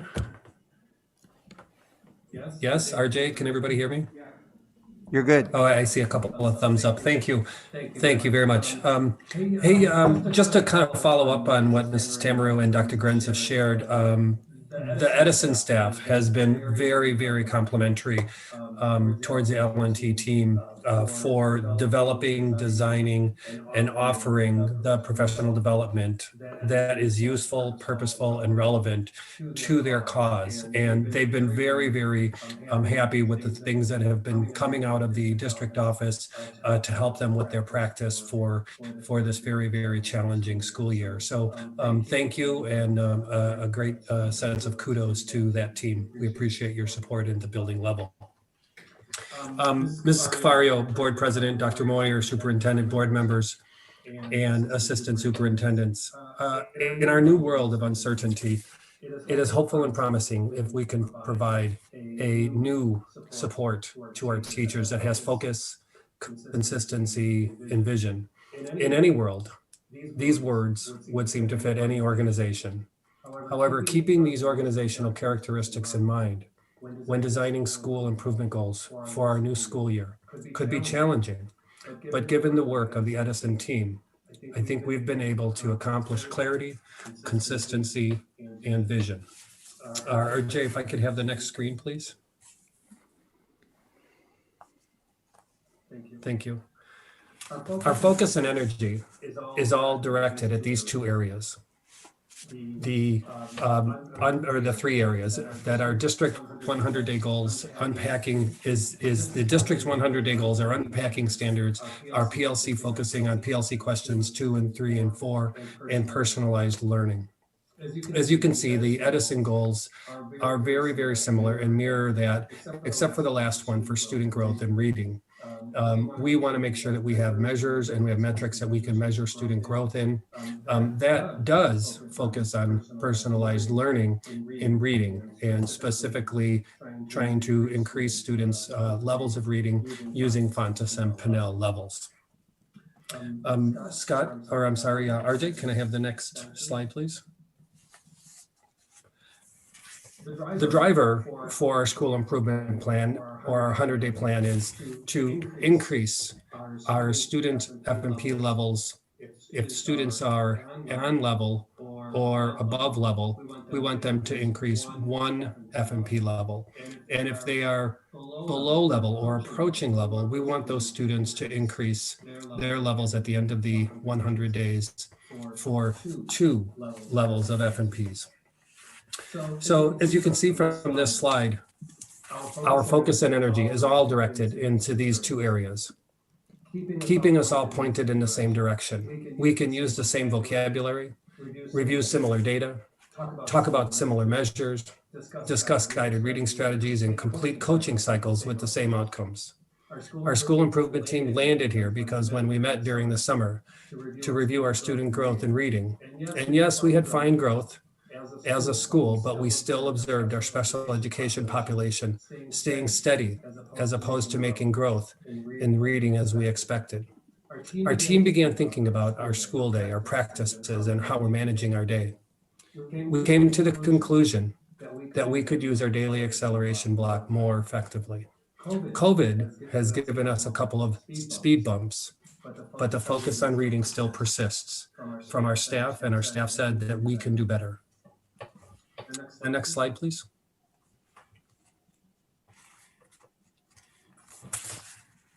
With the short amount of time that I have that I'm sharing, I want to be purposeful. So I'm going to focus on goal number 2. Our PLC is focusing on questions 2, 3, and 4. The goal says that by December 2020, 100% of Edison PLC teams will be spending 70% of their PLC time on assessment, interventions, and extensions. So how are we doing this? What's the measurement? How do we collect information to let us know that the work we're doing is what we've stated? What are we monitoring? How do we measure 70% of our PLC time being spent on questions 2, 3, and 4? I think we have an excellent teaching staff at Edison School, one that wants to improve their craft and one that wants students to achieve at high levels. We've also built a culture of respect within our building. We accept challenges and work through decisions as a team, as a group of professionals. With this in mind, we ask teachers to openly and honestly document the work in PLCs by reporting the amount of time that they are spending on specific PLC questions. RJ, can I have the next question, the next slide, please? For example, here's our note page. You'll notice the notes are brief, short, and sharp. These notes are important for our specialists as they plan and collaborate with grade level teachers. You'll also notice the 4 questions at the end of the document. What do we want our students to learn? How do we know if they know it? What do we do if they don't know it? And what do we do if they do know it? Here's where professionalism and honesty comes in from our staff. This team knows we're working on questions 2, 3, and 4, but they still honestly marked question number 1 as the question that they spent the most time on. What do we want students to learn? But this isn't where it stops. We still have another recording tool. RJ, can I have the next slide, please? Thank you. This is the top portion of our PLC note page. When a team has completed their PLC for the day, they simply click on PLC Data Form. This is a reoccurring form that will accept an infinite number of responses. More honesty and professionalism is being asked for this form. Teachers will need to estimate the amount of time they spent on the specific question for that specific PLC meeting. The drop-down menu that we have goes from 0 to 100%. So where does the information go from here? RJ, can we go to the next slide, please? Thank you. This is an example of a grade level at Edison School, who has documented 2 dates with 60% and 70% of their time being spent on PLC question number 1. What do we want students to learn? The red 65 in the spreadsheet is the calculation that means this team is spending 65% of their time on question number 1, which means they're only spending 35% of their time on questions 2, 3, and 4. If the calculation in red, if the red box was less than 30%, then the box is programmed to turn green. RJ, can I have the next slide, please? Thank you. Here's another example. This team's data looks good. They are spending 33% of their time on question number 1, which means they're spending 67% of their time on questions 2, 3, and 4. And again, I say, if that question, if the goal tracker in the upper left-hand corner was 30% or less, that box would turn green for the teachers. Our coach, our instructional coach, has programmed the documents to do that for them. And all of that document, all of that information goes into a document that is that is available to me and to each individual grade level. The teachers have immediate feedback. it automatically calculates that information for the teachers and can add as many data points as needed. The teachers can see how well they're doing within the next couple of months. They don't have to wait until we calculate that information in December. They see it immediately. It's immediate feedback. We also have a spreadsheet. RJ, can I have the next slide, please? We also have this spreadsheet. And this spreadsheet is where all of that information goes to. And again, our coach has put these pieces together for us. So we can see that that information calculates into a place where we can go for a dashboard as a one-page look at how all of our grade levels are doing in calculating and looking at and reviewing and monitoring their questions 1, 2, 3, and 4. I want to thank the Edison leadership team. RJ, you can go to the next slide for me, please. I want to thank the Edison leadership team for their unflinching desire to improve and continually move forward. I'd like to thank Mary Ann Lemke for supporting our 100-day plan and our ideas to help us make them a reality for our school. I'm proud of the work we're doing at Edison School, and I've been very happy to share it with you today. Thank you.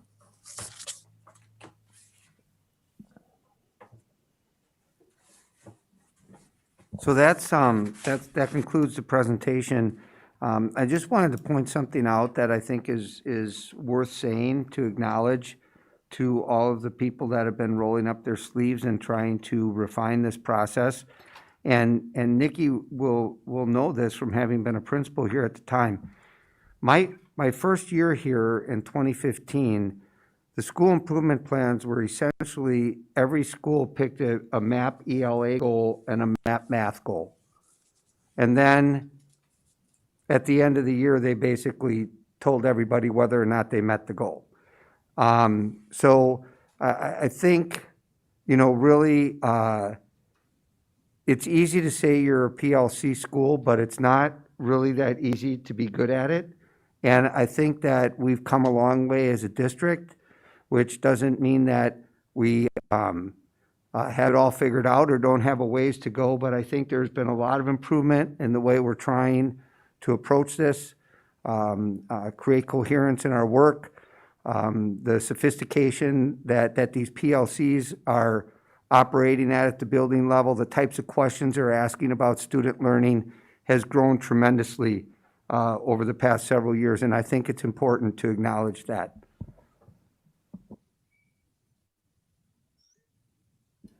Okay, thank you to all of you that were part of the presentation. And I'm pretty sure that everybody probably has either a question or something you want to say. So, no, would like to go first. Chris?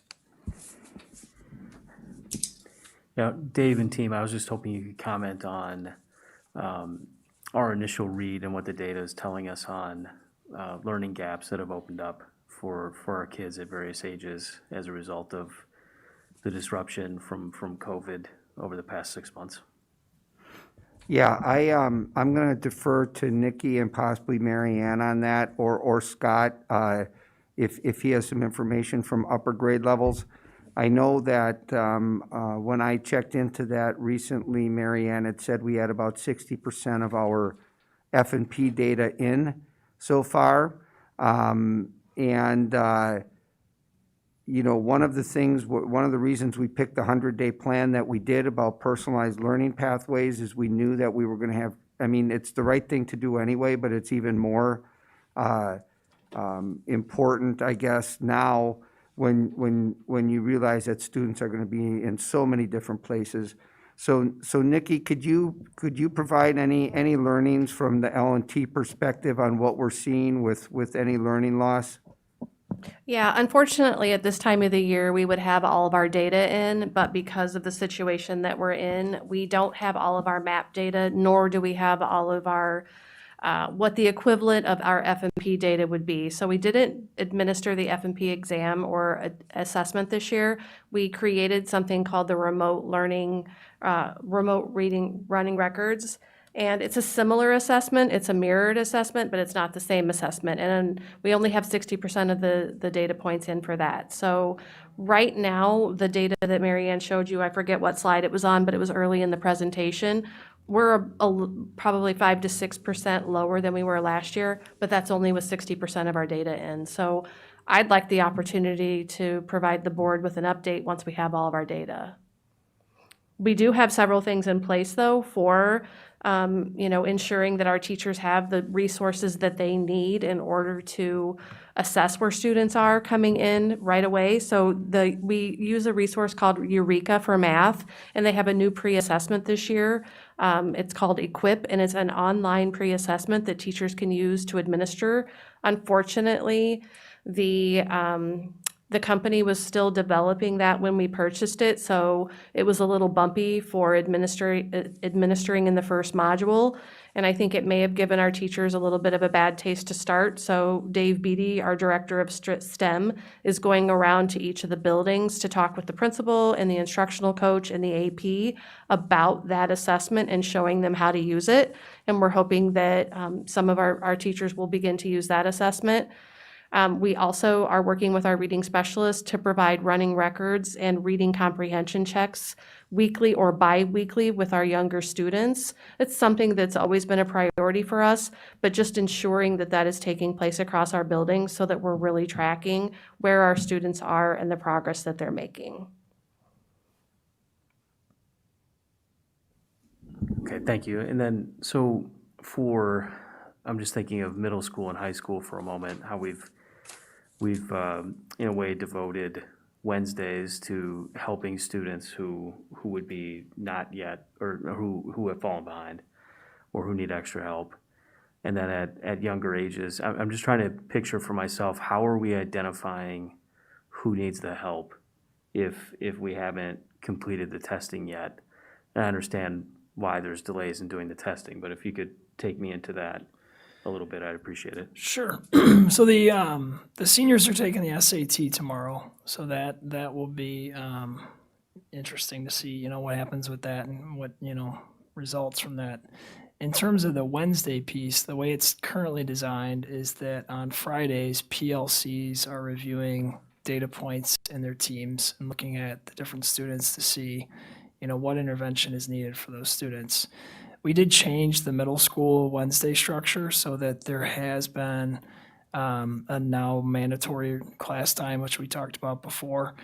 We've gotten mixed feedback on that. We have added 2 questions to the upcoming survey to parents and students to see how Wednesday is working currently and what folks would like to see for it in the future. And that will be helpful, I think, as well. But to answer the original question around what data is being used, they're looking at it in PLCs and deciding, in their different course areas or in their different class arrangements, who needs that additional attention, and then they're trying to schedule it for that Wednesday. Got it. And then last one for me, just do we have a sense of what percentage of students are getting that help on the Wednesdays for middle school and high school? I don't have that on with me, but I can look into that. It's a great question. We originally designed it for about 25 to 35%, but we can look into that, and that's a great question. Yeah, great. And then just as we get more data that comes in on, where students are at versus where they would have expected to have been, would appreciate updates on that as we get it. Thank you. Okay, thanks. All right, somebody else?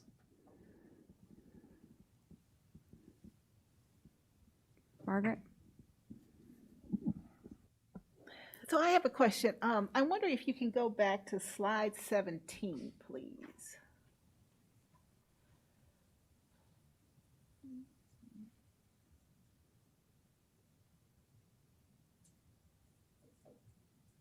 Yes, that one.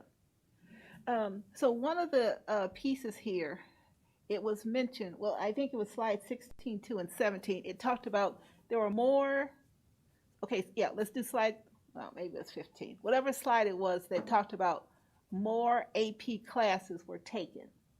And the idea was because there were the human geography, the 9th grade human geography AP class was added into that. And if we go to slide 17, I'm wondering, because this story right here, if I don't take that information into account, it looks like there's been a decrease. in that scoring. And I understand Dr. Boyer's point about not factoring on the scoring. But I'm wondering if we remove what percent of that change is based off those ninth grade students being ready for a college course. And I'm also wondering from a high school perspective, I know this is just the first year of that human geography course, but what is the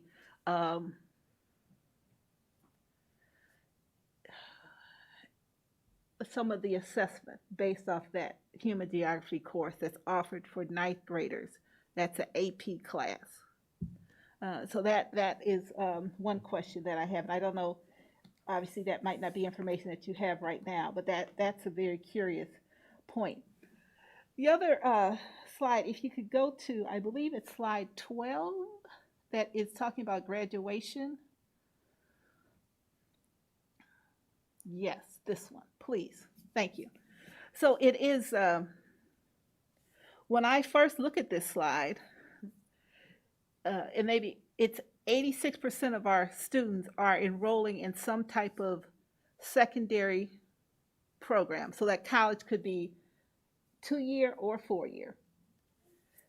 It does not, to be clear, it does not include like trade school or certification programs. Some of those programs report data to the National Student Clearinghouse, and some of them don't. Okay. So, all right.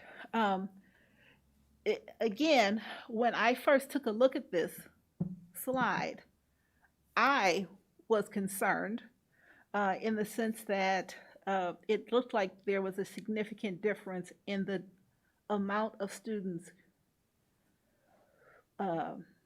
graduating or completing whatever that post-secondary program was versus the percent of students that were going. However, you told me that the national average is something much lower. 53% for low poverty schools. Yep.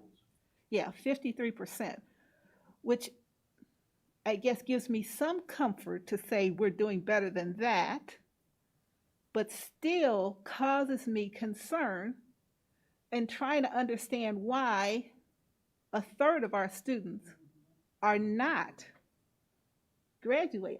completing this course. So Mary Ann, is that 6-year number people that complete a 4-year degree within 6 years?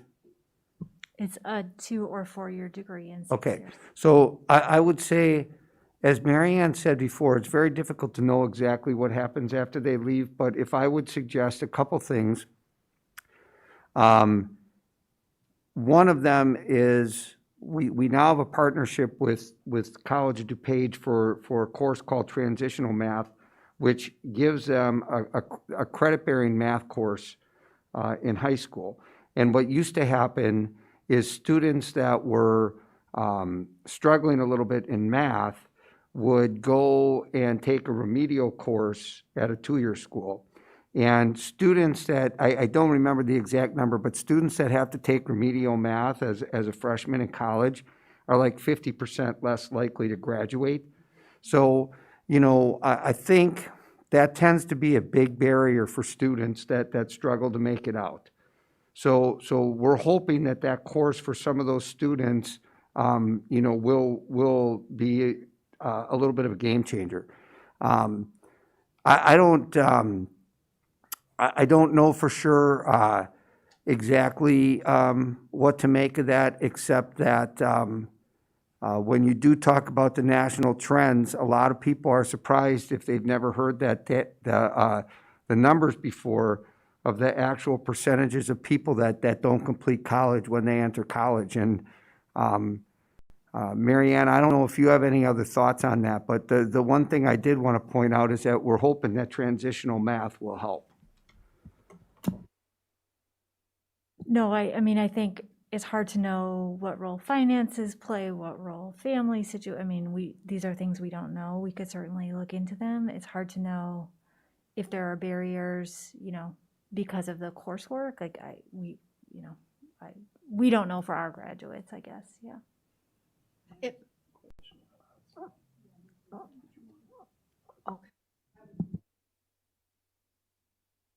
question, one more question on this slide, and Jim was, in this slide, I'm wondering, trying to get some kind of information on that is helpful, would be helpful. Knowing that 2-year and some certification programs are helpful. And a question that I am posing, and this is a question, is we talk a lot about our district being a college preparatory program. And I think one of the pieces that's important is we want our students to be being successful at whatever they are doing. So whether that is college or career, we're looking toward, are they ready to move that forward? So I don't know if the answer is that 85% going to college is the right number, or if that number is something different and the success rate would be different. So that is just a question that I think that I'm posing for us to consider and contemplate. And then I'll turn it over to. Sorry. I'm just going to say two things, and I'm theorizing. I can't, I have no factual information to back this up. But there's two things that I think we might be able to influence that number with some of the things that we're taking a look at in our practices. And one is we're trying to increase the focus on writing. And writing does promote success in all content areas, and it's something that many students report that they struggle with when they get to college. But it does promote higher level thinking.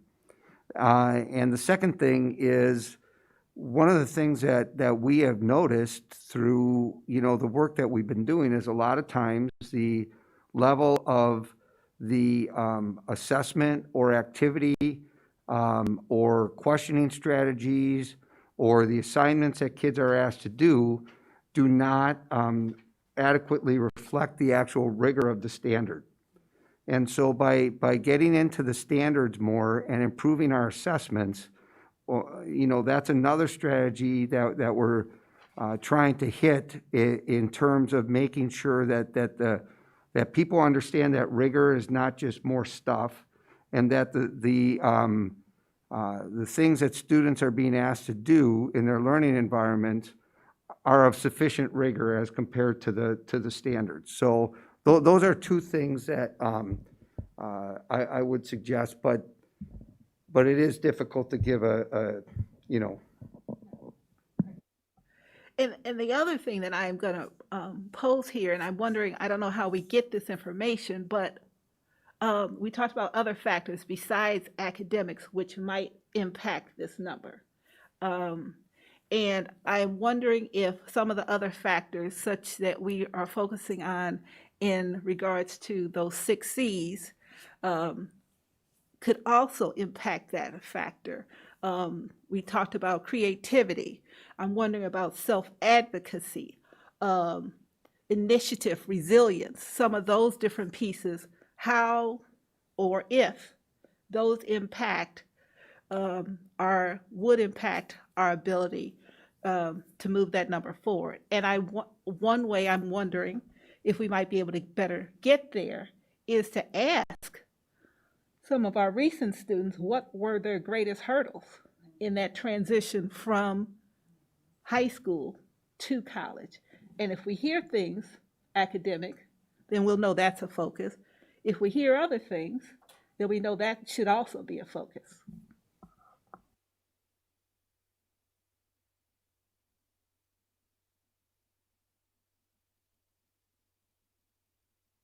As long as we're on the slide, I just have a couple of quick questions. And Margaret, to the point you were just addressing, I think another thing we need to look at is what kind of support do we give our kids in terms of college major choices? I think a lot of kids run into a dead end when they find themselves sophomores or juniors and trying to change their majors because they've either chosen something that's just too hard for them to get through, or they lose their interest and they're no longer motivated and they don't have an end goal in mind. I think kids that have an end goal in mind, that they're going to do something as a career, are more motivated to finish college and get through it. I mean, it's a very complex, and anything we can do to help our kids make better choices of majors in college, I think helps them graduate and probably saves whoever's paying a lot of money. And then my other question on this slide was, all right, so I understand that 66% of our kids finish college in 6 years, that of the ones that started out, and that's better than the 53% from low poverty schools. But is there a class of schools, whatever they report, whatever the consortia reports, is there a class of schools that's significantly better? I'm not sure what kind of data they share with us. Yeah, we get data that tells us sort of what quartile we would fall in, but nothing sort of, you don't get a percentile rank or something like that. So Okay. we might know that we're in the top 25% nationally, but And are we? Is that's that? as far as we go. We are in terms of college enrollment. I don't remember. I think that we also are for college completion. Okay, yeah, I mean, any insight that they can give you that if there's, a classification or, or schools that are doing better than we are, it's worth taking a look at what they're doing, and maybe they've deciphered some of this and could save us a ton of work. Yes, or maybe it's the institutions that their kids tend to attend maybe are more supportive in some fashion. It would be an interesting question, yeah. Yeah, I mean, I think that would help a lot of our kids. Thank you, Margaret. Oh, thank you. One thing, and I know we use this word, but I just want to say it. You explained it once, Mary Ann, but just explain it again for those who might be listening. When we talk about low poverty, we mean no poverty, right? A little small amount, small percentage of poverty versus something else, how it could be interpreted. All right. If you wouldn't mind, RJ, going to slide 10, I believe it was.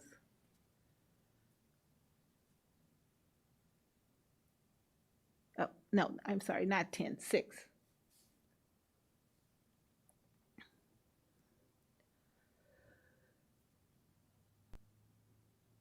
Sorry, it's such a track.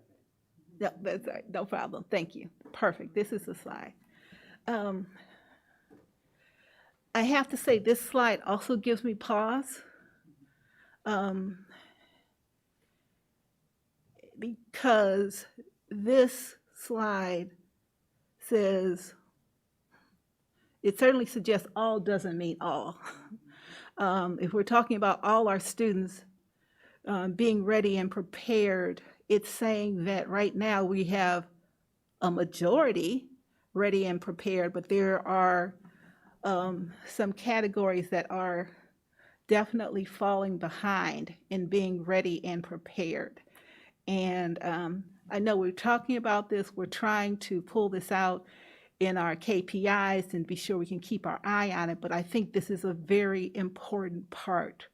And if they're falling behind at grade 3, it speaks to a slide that was much later in high school about why they're not graduating.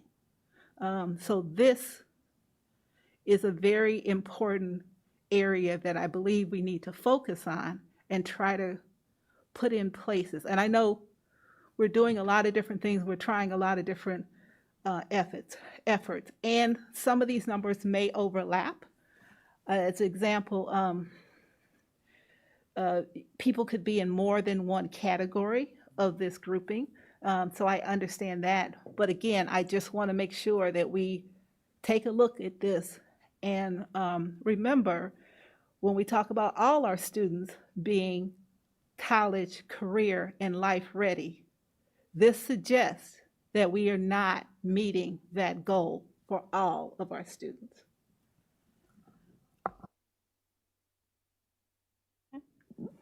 All right, Karen? Stay on this slide, RJ. I'll start here. To Margaret's point, I guess my question is what are our expectations and what are our targets? Ideally, 100%, right? But I'm putting it out there. My first question. Well, our target is, we want all kids reading on grade level by third grade. I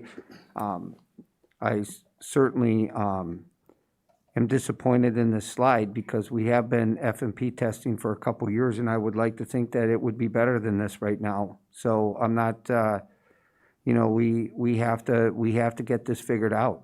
There's no question about it.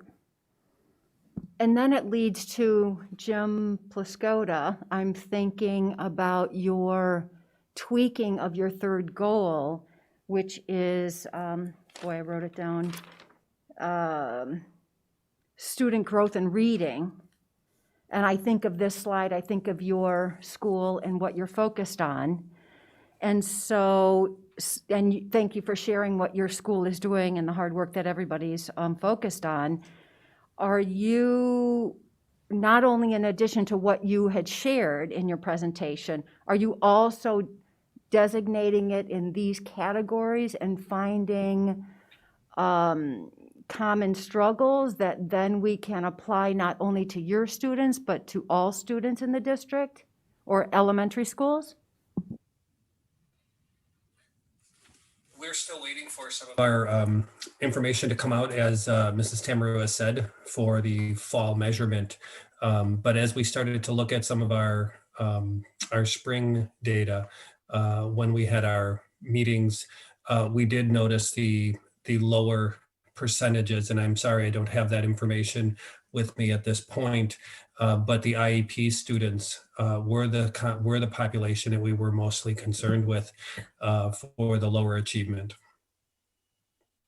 But one of the things that I'm wondering that we might want to start thinking about is for some of our EL students, what we're developing is a trajectory for those students that may look different than for students who are native English speakers, because not all kids come to us exactly the same when they walk in the door. And so I think, one question for us to look more deeply at is what are the right targets for students with IEPs? Like maybe it will take them a little bit longer. Maybe it depends on the kind of disability they have. And can we start to think about those trajectories and what they ought to look like? Because it's not going to do us much good to every year come back and look at the same exact number. And expect that the target is the same for all students because they may have different learning trajectories. And so that's something that's a, kind of a goal of mine to delve a little bit deeper into thinking about what that might look like. Thank you, Marianne. That was kind of what I was thinking and wondering if we were looking at it that way, because when I said expectations, targets, I almost wanted to say growth, Yep. But I didn't want to say it. So thank you. I appreciate all the work that you've done in these 4 years that you've been presenting, and then especially that sort of thing, because then it helps all of our buildings, right, as they go through these PLCs. They don't have to reinvent this wheel, right? And then we can share what works for what is the struggle. And so we don't, we can kind of, I hope at some point get away from these labels, because I still don't like it, because I don't want students to relate to themselves in a way and look at this number, and that's totally opposite of what we want to do, because we believe in every student and they can, and that's what we're here for, is to help them get there in that growth. But it is important for us to look at it at this level. So thank you for this slide. Slide number 9 is my next question.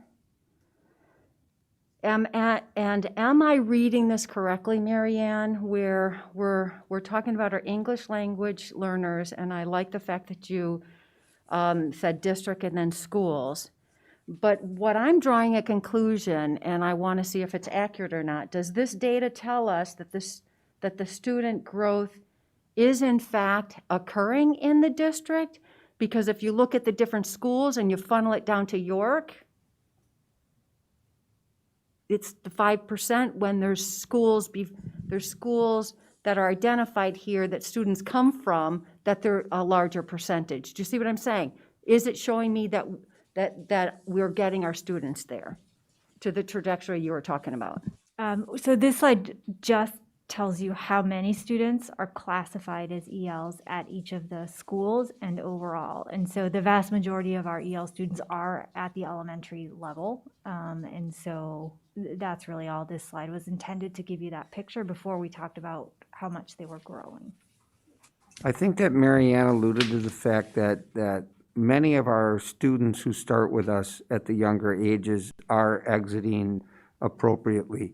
The biggest issue that we have every year is when we get students that come to us, and this seems to happen a lot in January, and they come and they have very little formal schooling and do not, would not be considered able, to perform well in their native language, even they can speak it. But so those are the students that we have the biggest challenge trying to serve. And, we continue to, we did this past year what people thought was a very effective professional learning session, a couple sessions with one of the forerunners in that area from New York, I believe. Correct, Nikki? They had some success in New York, and they did a lot of work with us because we identified that was really the area that we were having some of the most problems. So the EL students are very different because, are very difficult to get your head wrapped around, because we a lot of times we assume that that's always native Spanish-speaking students, and that's not necessarily accurate either. So. All right. My next set of questions are page 12 and 16, so just start at 12, or slide, sorry. Back with Margaret and Jim. I mean, this one I really struggle with, and I'm just going to put it out there. I know recently, but I don't remember us talking about 6 years to graduate college. And with the college expense rate in this time frame, I'm having a hard time with it, and I know we're not the only district that looks at it, but I have to put it out there. I know that this is a complex issue, but we've got to figure out what's happening there, and is there anything that we can do on our end before the kids get to that college stage? Because I'm thinking, it used to be 4 years, and we didn't provide college-level classes at high school. And so it seems counterintuitive to me. I don't want to say that we're burning kids out at this level, and is that why it happens? But I'm glad that we're looking into it, because I think that we need to, for so many reasons. It's going to just be, well, given the economy, it's just going to be harder and harder. And we have set the stage that education and college, or preparation for career, like we talked about in the new course proposal, provides a different standard of living, and that's what we're trying to do for our kids. It's what we mean by a full education, right? And so I just really struggle with all the college level AP, focus, ACP, and all dual credit. And yet we see 6 years versus 4, and then we see these numbers. So if we can do some sort of finding out, what's happening with our students, and, are we doing the wrong things? I'm just going to put it out there. I think that those are very important questions to ask. I think there could be a lot going on there. I mean, we have students that are staying in school longer because, like Jim said, they switch majors, they double major. you know, it's, you know, one of the things I know for a fact, and I'm not going to tell you when I graduated from college, but when I graduated from college, they said that I was going to be the last class in education that was going to be able to graduate in 4 years because they changed their program. So, you know, some of the programs are not even designed as 4-year programs anymore. So I just think that there's a lot of digging we have to do to really try to figure out exactly what that number means. Thank you. I appreciate it. I think our community appreciates it and our students. So Karen, can then I if we just- go, One comment on that, if you don't mind. Dave, do we ever, on that note, do we ever get feedback from some of the schools that a majority of our kids tend to, or a large portion of our kids attend out of York? Do we ever get feedback from them as far as?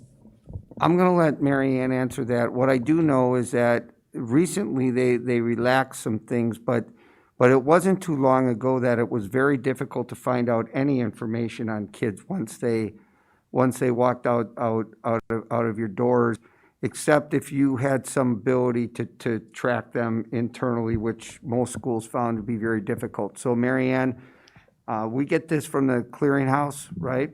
And I don't know if you want to comment on that a little bit more. I know that the York counseling staff has done some surveying of graduates,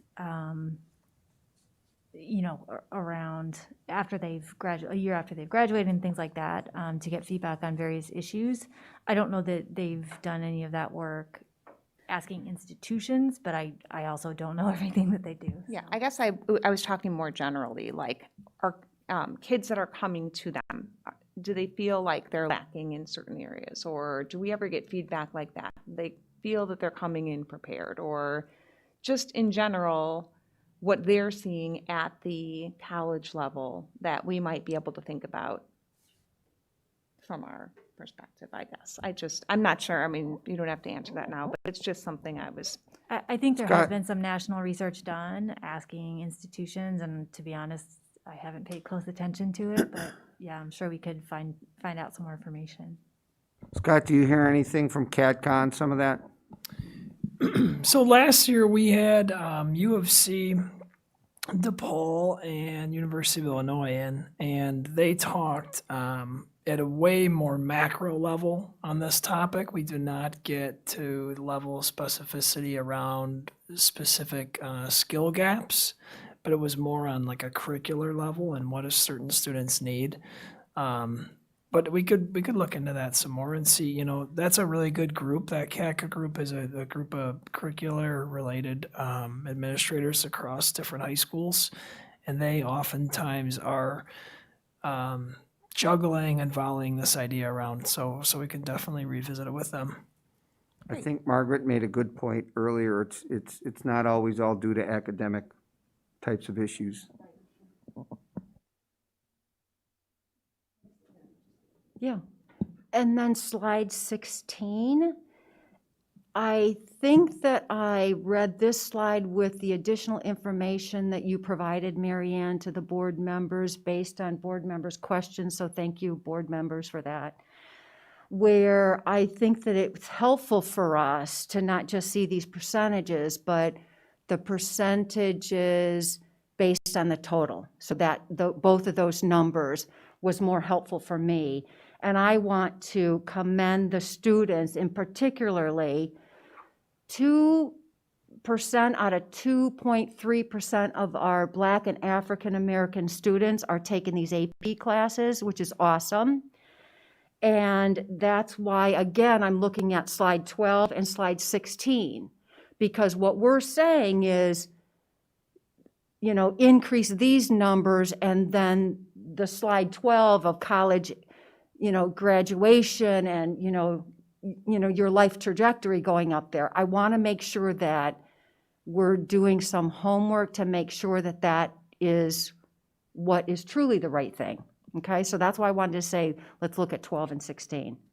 And then the last question is, can we begin to show comparables with our other comparable districts versus national comparisons? Because as we heard in the special meeting that we had. I mean, you know, we will be doing better than other schools in the nation, but what we used to compare ourselves with, and I think that it's important, is comparable districts.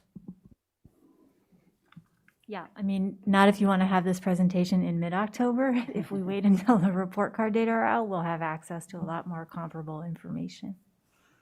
I think it's something we should discuss then. Okay, who's up? Jim? I guess just one quick comment about slide 17, the AP pass rate. I think you just got to look at this year as an outlier. I mean, in addition to a bunch of freshmen taking a brand-new AP class, AP tests this spring were a complete disaster. They were taken at home. The College Board didn't upgrade their servers, and many kids who took an AP test uploaded it to have a message sent back that it didn't upload properly, and the kid had the choice of score the half of the test that might have uploaded and accept that as their score, or completely retake the test. I mean, it was just a complete debacle by the College Board. So I think you got to look at that 78% for many reasons as just a pure outlier.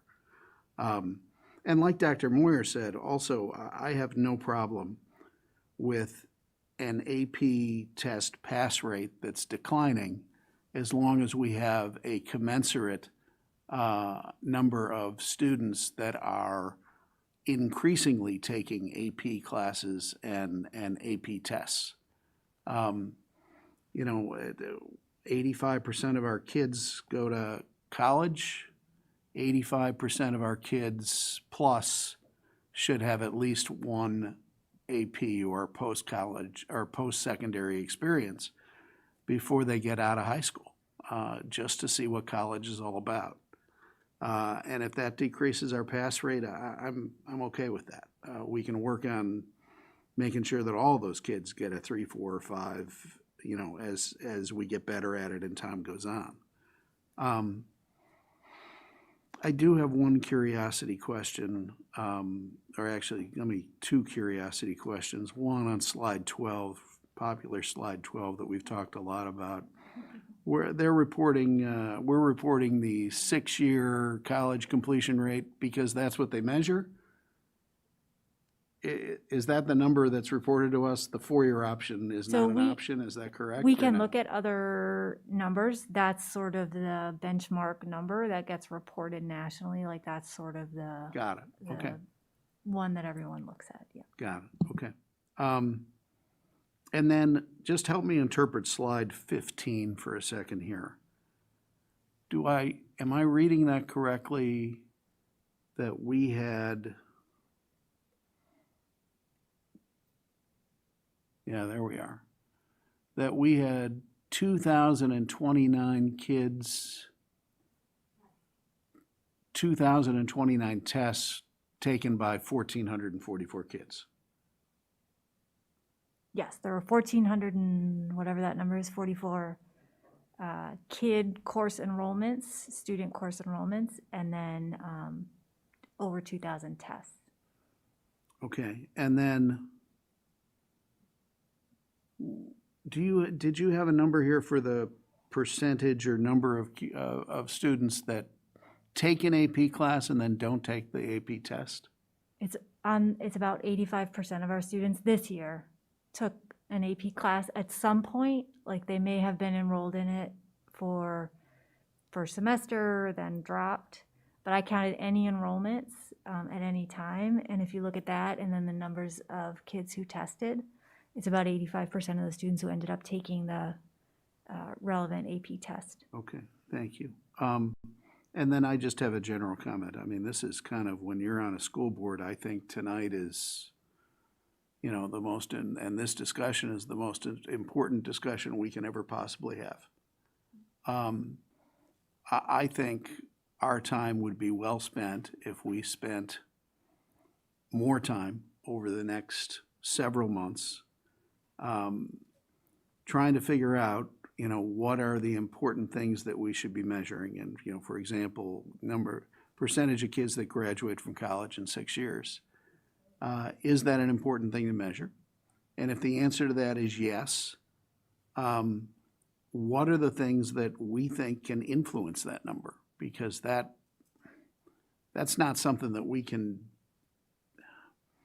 that's something there are a lot of, as we discussed, there's a lot of influences as to what moves that number. And as you can see, that's been an extremely stable number over the years. So, to report a number that basically just repeats itself without reporting numbers of things that affect that outcome, we need to figure out what affects that outcome, what we should be measuring, and look at that very closely.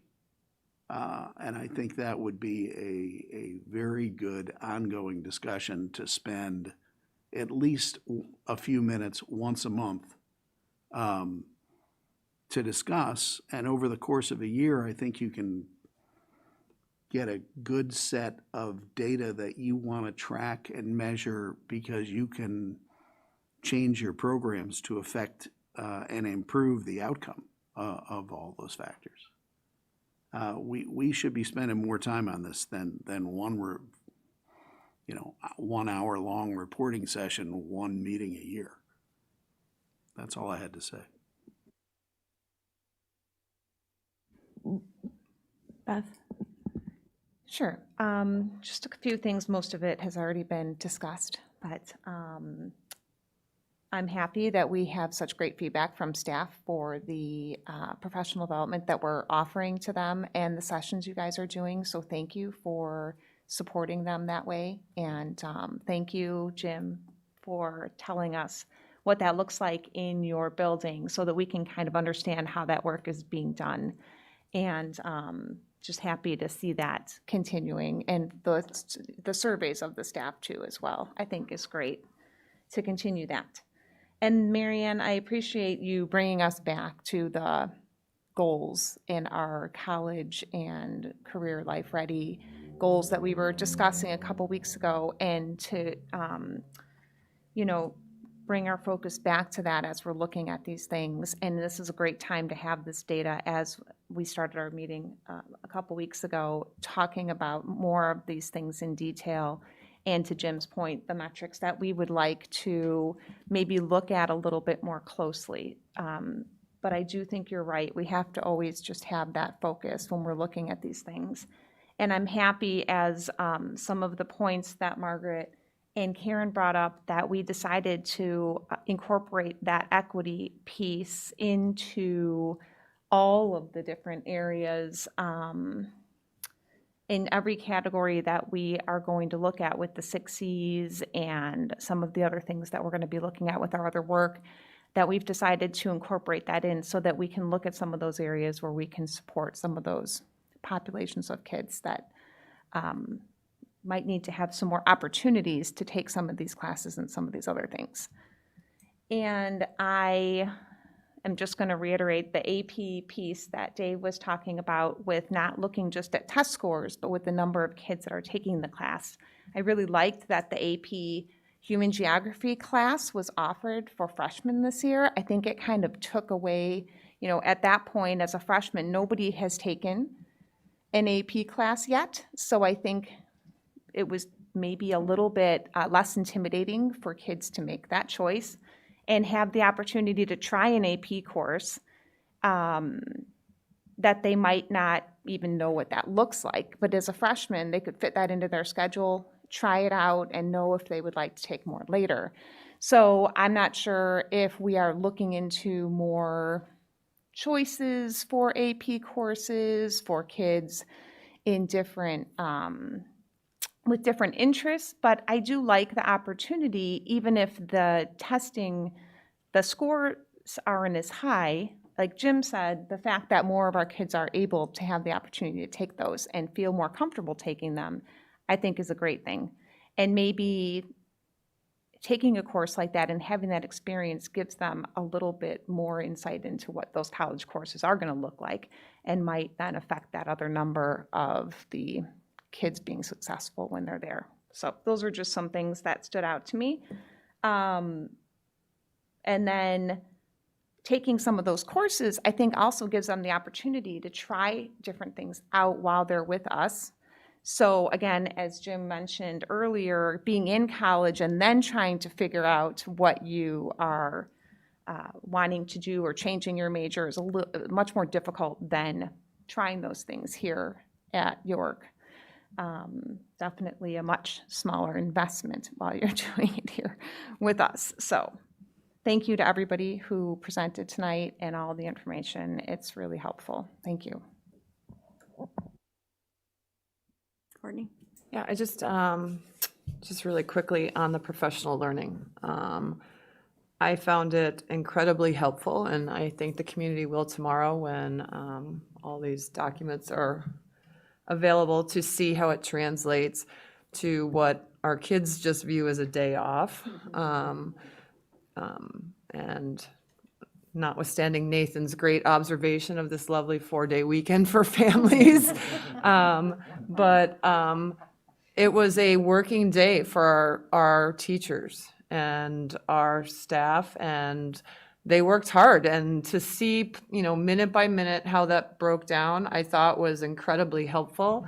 And I think it is a testament to not just learning and teaching, but to all of the teachers out there and their, commitment to doing better. They're all working really hard and navigating something that none of us could have ever imagined. And just hearing those numbers, Scott, on the exit tickets, they're invested. I mean, we know they're invested, but giving them those kind of opportunities where that immediate return that you can see that they really appreciate that kind of structure of their day. That was my feel-good moment of the night, really, listening to that. So, and I think it's important for the community to know what those days look like. Because I think sometimes that gets lost in the mix, especially when right now we're talking about all the minutes of lost instruction and minutes of lost classroom time. I think it's important for our community to understand how hard they're working on those institute days. So I appreciate that kind of rundown of it. And I like to see how Jim is implementing those days in the school. So I thought that was incredibly helpful, Jim. So thank you very much. I just had one quick question about the AT, and I wrote down what slide number, but at this point I should have them memorized. Slide 12, that AP, it's just the test success 3 and above. Is that a national trend? I mean, do we know that if we're not the only district that's seeing this decline in, is it the AP? 12 maybe? The one with the red dotted line, we've seen it. 17, did I do it wrong? There it is. Jim said we could discount that. Okay. No, but I think all the points that That's the Jim, only pass you get this year. Fair enough. I think the points Jim made and the points that Beth made are incredibly pertinent and accurate, but our community should know that it could be a one-off. It could be those freshmen that are taking this class. But is this a national trend? I guess in all the crazy College Board, do we know that? Do we know if there was this decline from across the board? So they put out preliminary data for not all of the courses and tests, only for some of them. So I guess I'm sort of waiting to see the full picture before I. So this isn't even a full picture of our own district. No, this is a full picture of our district. They haven't put out, typically they put out, around this time, the national pass rates. Okay. I have not seen that document yet. The only thing we have are actually tweets put out by the College Board president with the preliminary pass rates, so. And then to Margaret's point, Karen, I think everybody touched on it. I really, I'm just going to read what I wrote. My notes are those gaps. I think Margaret made the most pertinent comment of the night to me about this is that the reason we're seeing the gaps in high school is because we're seeing them in third grade. And that really worries me, and it makes me worried about how do we break that cycle. And so I really want to hear moving forward what great creative and substantive plans we have to try to break that cycle, because the third grade numbers look very similar to the high school numbers. So something, and Dr. Moyer, you referenced it, we have to figure it out. So I'll be looking forward to hearing more about what we're doing to address that gap. So will I.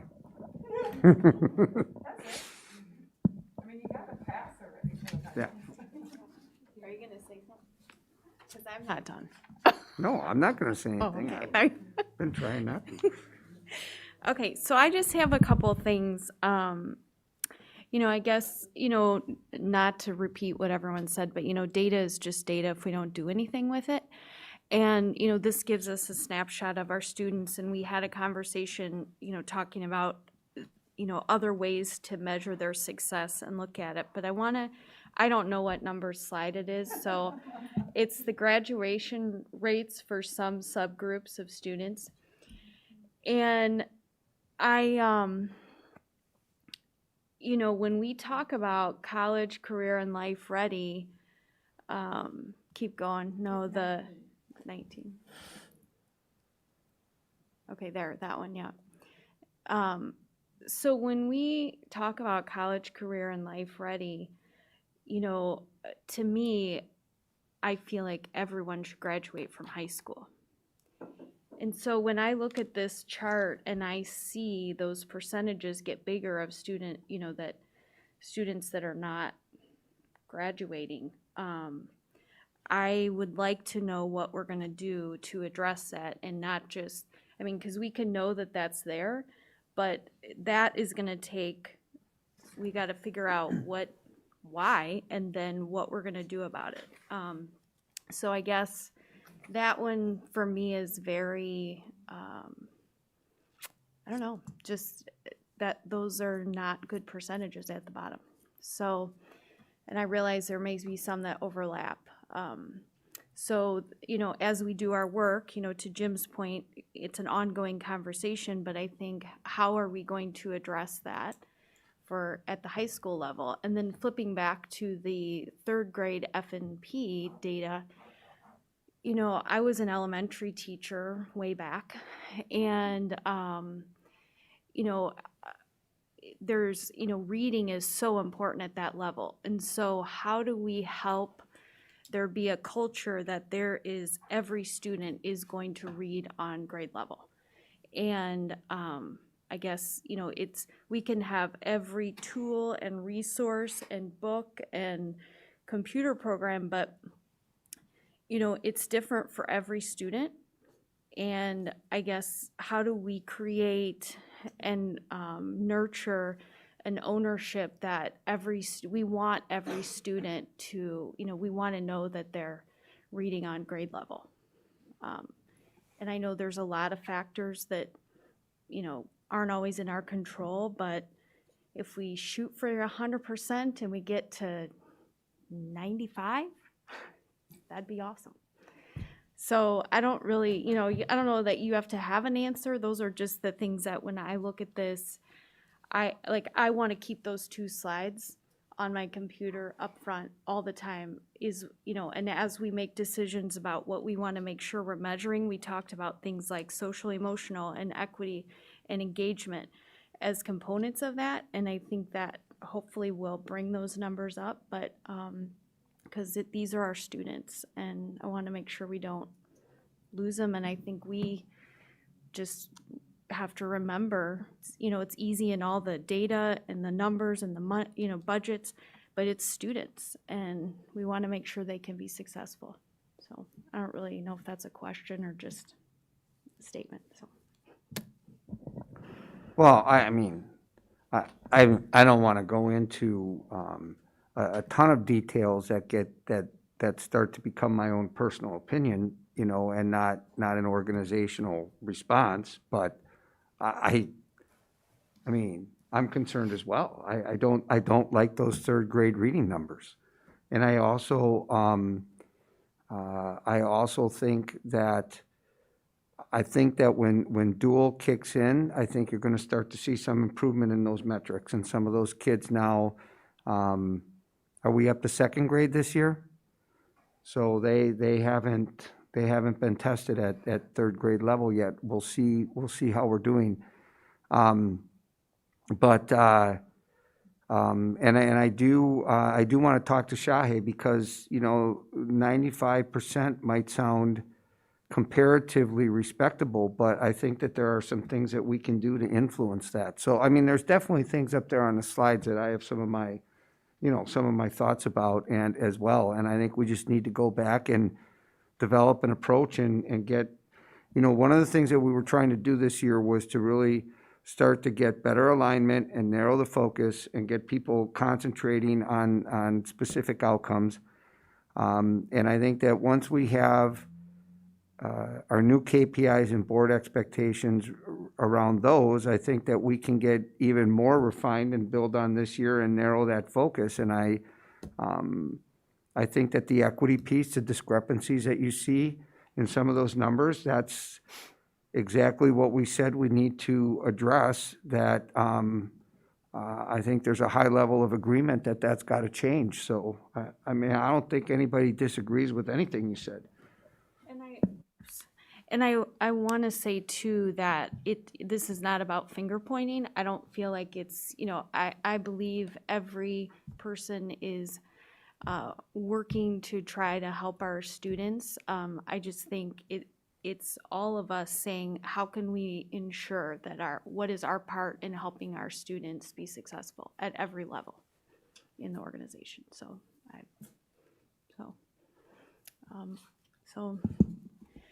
All right, well, the work on the KPIs continues as we've talked about, and I think we'll be talking about this data ongoing. If nobody else has anything, then we'll move on. Okay, so we have superintendent's agenda action items. The first one is approval of side letter for PSRP, which is paraprofessional and school-related personnel. So under item 7A and 7B, these are side letter agreements that mirror what you recently approved for teachers as it relates more specifically to their specific bargaining unit. And so if you make a motion and have a second and get to the discussion phase, Luke can try to clarify any questions you might have about the agreements themselves. Can I have a motion, please?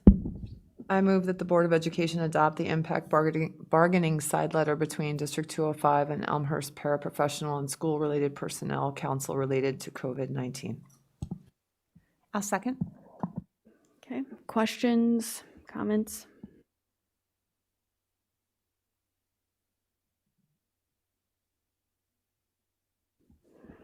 Okay, well, I will just say thank you for your work on this, and thank you to our PSRP staff who's been in our buildings since summer, a lot of them, and having to pivot, I think, a lot to support our students in the building. So thank you to them and for supporting our, doing the work of our district for our kids. So thanks.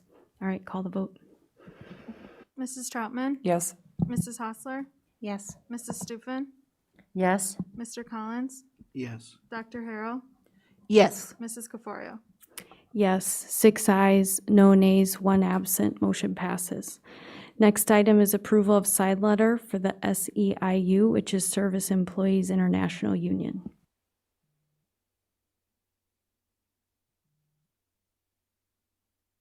Have a motion?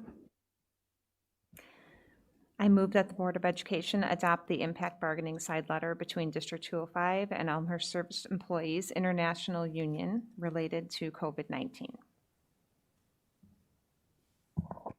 I'll second.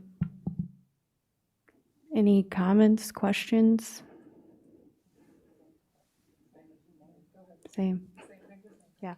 No, thank you to, they're in our buildings doing a lot of moving of furniture, cleaning, just, serving our students in a way to make sure the space for our teachers and students is safe and healthy, and we're really grateful for all their work. So thank you for getting the contract. The side letter, I should say. Yeah. All right. You call the vote. Mrs. Hostler, Yes. Mrs. Troutman, Yes. Mrs. Stufen, Yes. Dr. Harrell, Yes. Mr. Collins, Yes. Mrs. Caforio. Yes, 6 ayes, no nays, 1 absent, motion passes. Item C, elementary school Spanish. So the daily challenge is to be able to fill our classrooms and ensure that we can sustain our programming. And our principals are extremely taxed in that regard. We have a very low sub pool. I think the last number I heard Luke state was around 20. It might be a little bit higher than that, but we normally have close to 200. And so you combine that with all of the different leaves and the different times that we end up having to quarantine people with suspected exposures, et cetera. And we have people that are being pulled from assignments. We have principals that are in classrooms pretty regularly, which is causes them to have to do their other work. It taxes their workload because they're preoccupied pretty much all day long, every day, trying to fill in for teachers to give them some breaks or make sure classrooms are manned, make sure that they have the ability to do the various different things, whether it's, supervise the kids when they're taking their snack breaks or whatever it happens to be. So we've had to get as creative as possible, and one of the things that we've started to have to do is prioritize where we pull people from their normal assignments in order to make sure that we have all the general education classrooms covered. And that has been happening routinely with Spanish to the point where there's almost no Spanish instruction going on at all. And so the resolution that you passed in July gave me the authority to make this decision, and then I'm expected to bring it to the board, and so I'm bringing it to board to ask you to pass this motion tonight, which would be in effect through January 1st. But if you notice in the recommendation, it would also authorize me to continue along this line after the holidays if it is, if we're still in the same situation. And, truthfully, I anticipate we probably will be. So we're recommending that you go ahead and pass the motion for the reasons that I just outlined. Could I have a motion, please? I move that the Board of Education move to ratify and confirm the decision of the superintendent to suspend Spanish instruction at the K through 5 elementary levels and reassign such teachers to other teaching positions, such as itinerant teachers, through January 1st, 2021, and to authorize the superintendent to continue such action through the remainder of the 2020-2021 school year, all as needed to meet staffing shortages and effectively implement the Open D205 plan. I second. Comments or questions? Margaret? I know this is a very challenging decision, and it's something that no one is taking very lightly. I'm wondering if there's any planning in place on how this will impact this upcoming the next school year in continuing continuing Spanish, and or for the middle people who might be going from fifth grade to sixth grade, how they might pick that up. So is there any planning in place about how this will impact the upcoming 21-22 school year? Yeah, what I'll say is it's difficult to predict exactly what our situation is going to be next year, first of all, so that's, there are a lot of unknowns. But I think that if you go back and look to the old middle school model where we required all of our middle school students to take a language, the elementary Spanish really hasn't had any impact on language achievement per se, or the ability for kids to get into a language track that they want. If they want to start in that 2-year track in middle school to get to the third year of the language in high school, this isn't going to adversely impact their ability to do that.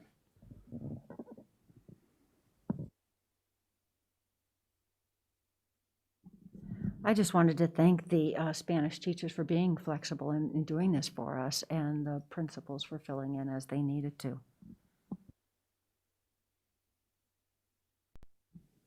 You're Kara. I'm Courtney. So to me, and to echo Karen's sentiments, I appreciate the flexibility of everybody that's directly impacted by this. I just wonder, I feel like we're not, where are we with recruiting more subs? Where are we with getting more people in? And maybe this is off target, but it kind of spirals into this. We're having to make this choice because we are unable to recruit substitutes to get into our buildings to fill the spots that, because of the conditions that you've talked about. So have we started a more aggressive recruiting scheme? Where are we on that? I feel like we've been talking about this forever. Yeah, we when we do have an opening, we have very few applicants for our regular teaching openings, much less the subs. Many of the people in our sub pool are older people, some are retired teachers, and so I think there's some reluctance on their part to be coming into the schools, so I think that that's contributing to the sub shortage. We've repeatedly tried to increase our sub pool. I'll let Luke address that. Obviously, you can tell we haven't had a lot of success.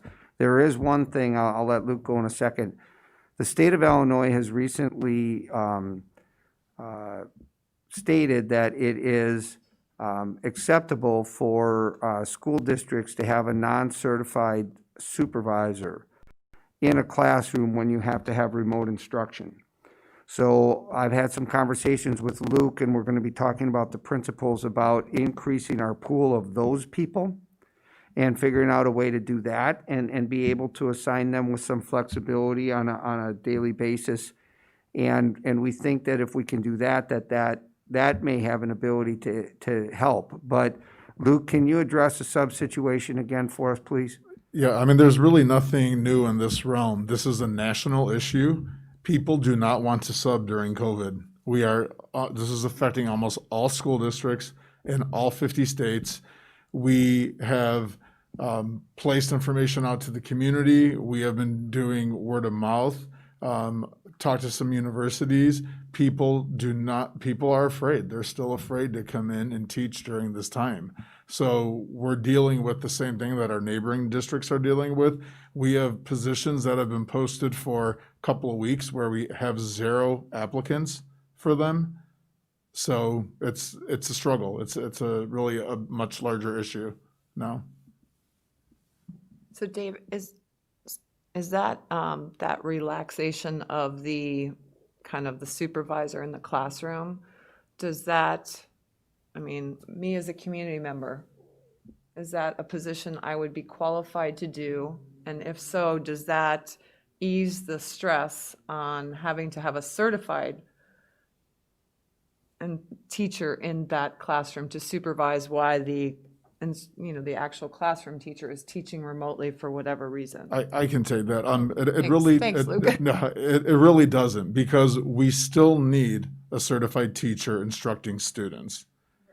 And so when we're having the difficulty getting a certified instructor in that class, it's not going to necessarily help us in that realm, because while that individual can sit with a group of students, they're not allowed to instruct.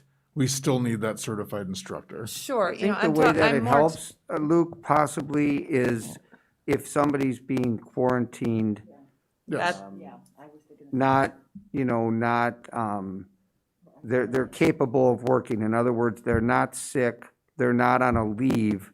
There could be some isolated incidents where it helps a little bit, but I think that Luke is correct. I think we're saying the same thing, but I think Luke is correct. It's not going to have this massive absolutely. effect, I was just looking for some ease in some areas, and those are Short-term, the yes. circumstances that I was talking Sure. about. Like a teacher is, has had exposure but is not sick, so is teaching remotely from home. So me as a community member Yes, could be that person sitting in the classroom. yes. Okay, so the community should know that those opportunities may be more available to them now. And if you're willing to step up and volunteer and do these things, that could be something that would be available to them. Right, but we're also looking at tapping our own personnel that we had to release via food services and lunch supervisors. So we're going to see if we can offer some of these positions to them. Spectacular idea.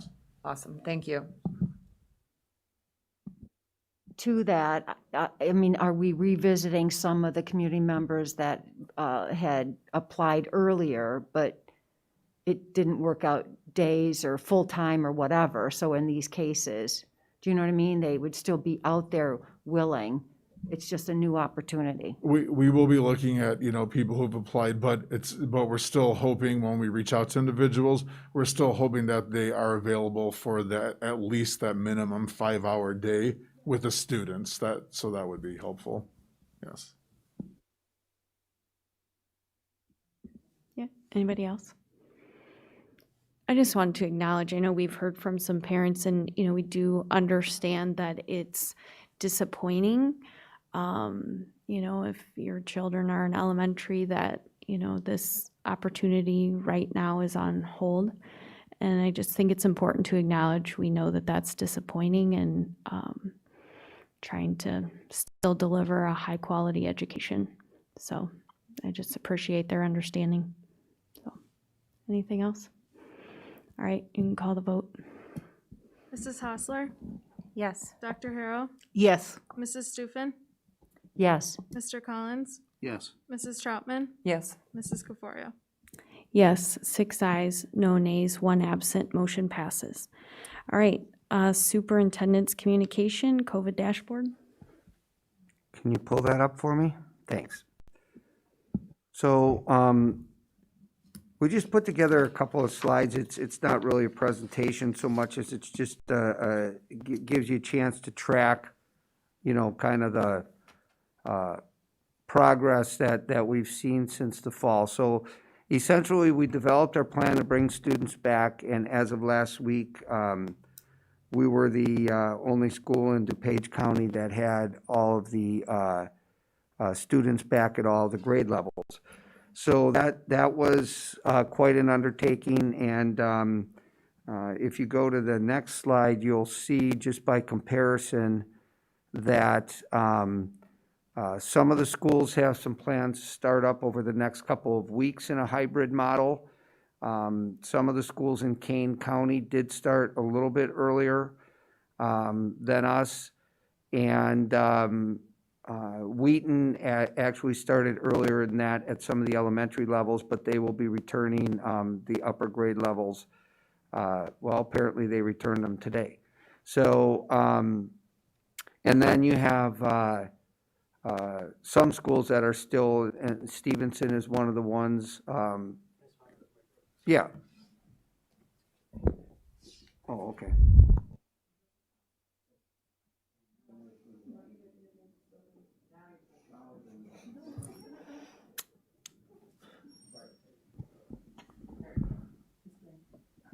And I don't know why microphones have to be a two-step process. Is there a reason for that? I don't know. But anyway, so If you look at the bottom, you can see some national numbers that came out in an Education Week article a couple weeks ago. And we're in that group of 27% of the students that are opening in a hybrid model. And we are, as we said, going to send a survey out to parents and get additional feedback.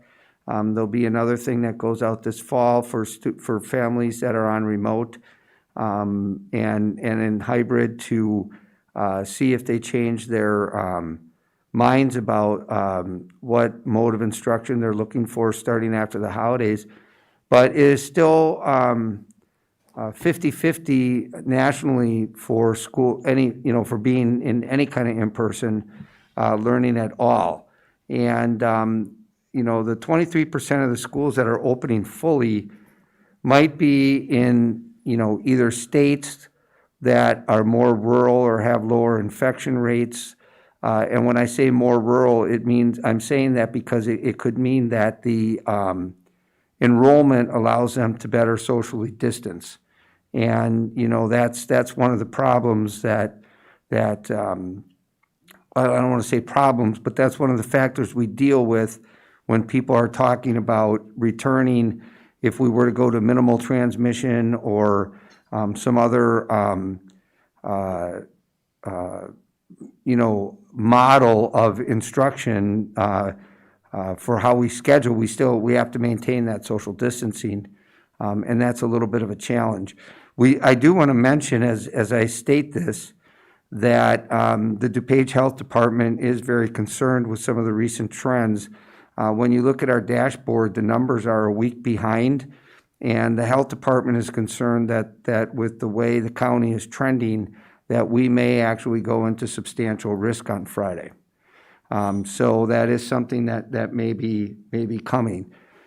And according to the DuPage County metrics, at that point, they believe that school districts should be in remote instruction. So we had indicated that there's a possibility that we may have to go back and forth. I think we have an advantage from having done this, that we now know how we would be able to do that. And I think that we were going to have to figure that out at some point.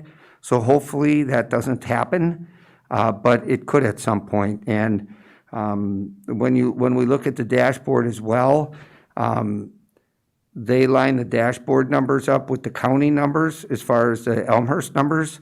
But if you click on the link, you'll be able to see the trends for Elmhurst on a daily basis. And since the Orange Theory situation, Next slide. There we go. Since the Orange Theory situation, the numbers in Elmhurst have gone down, and they have actually, for the first time in a long time, been below the county numbers. So that's our dashboard right there. And if you go down a little bit lower, you'll see the county metrics. And what they're concerned about is that the weekly cases per 100,000 is going to exceed 100 if this trend continues. And then if you go down to the metrics and you see the county was at 4.5% as of October 3rd. And if you go down to Elmhurst and click on there, we were at 5.5% on October 3rd, but I think what you'll see right now is we'll actually be, RJ, can you click on that link, Northwestern COVID? And go to Elmhurst, 60126.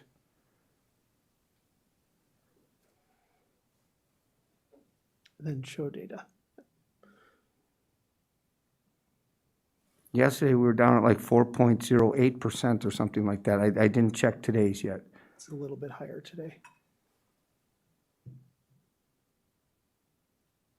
Now, we don't just get, students from Elmhurst, and we don't just have faculty members that live in Elmhurst. So we are following the DuPage metrics, but it does also give us some perspective. If there's something that we're seeing that's happening locally, we have a chance to possibly take that into consideration. So while that is loading, just to point out really quickly here, the metrics that we're talking about here, so positivity rate is really a metric that looks at is there ample testing that is available?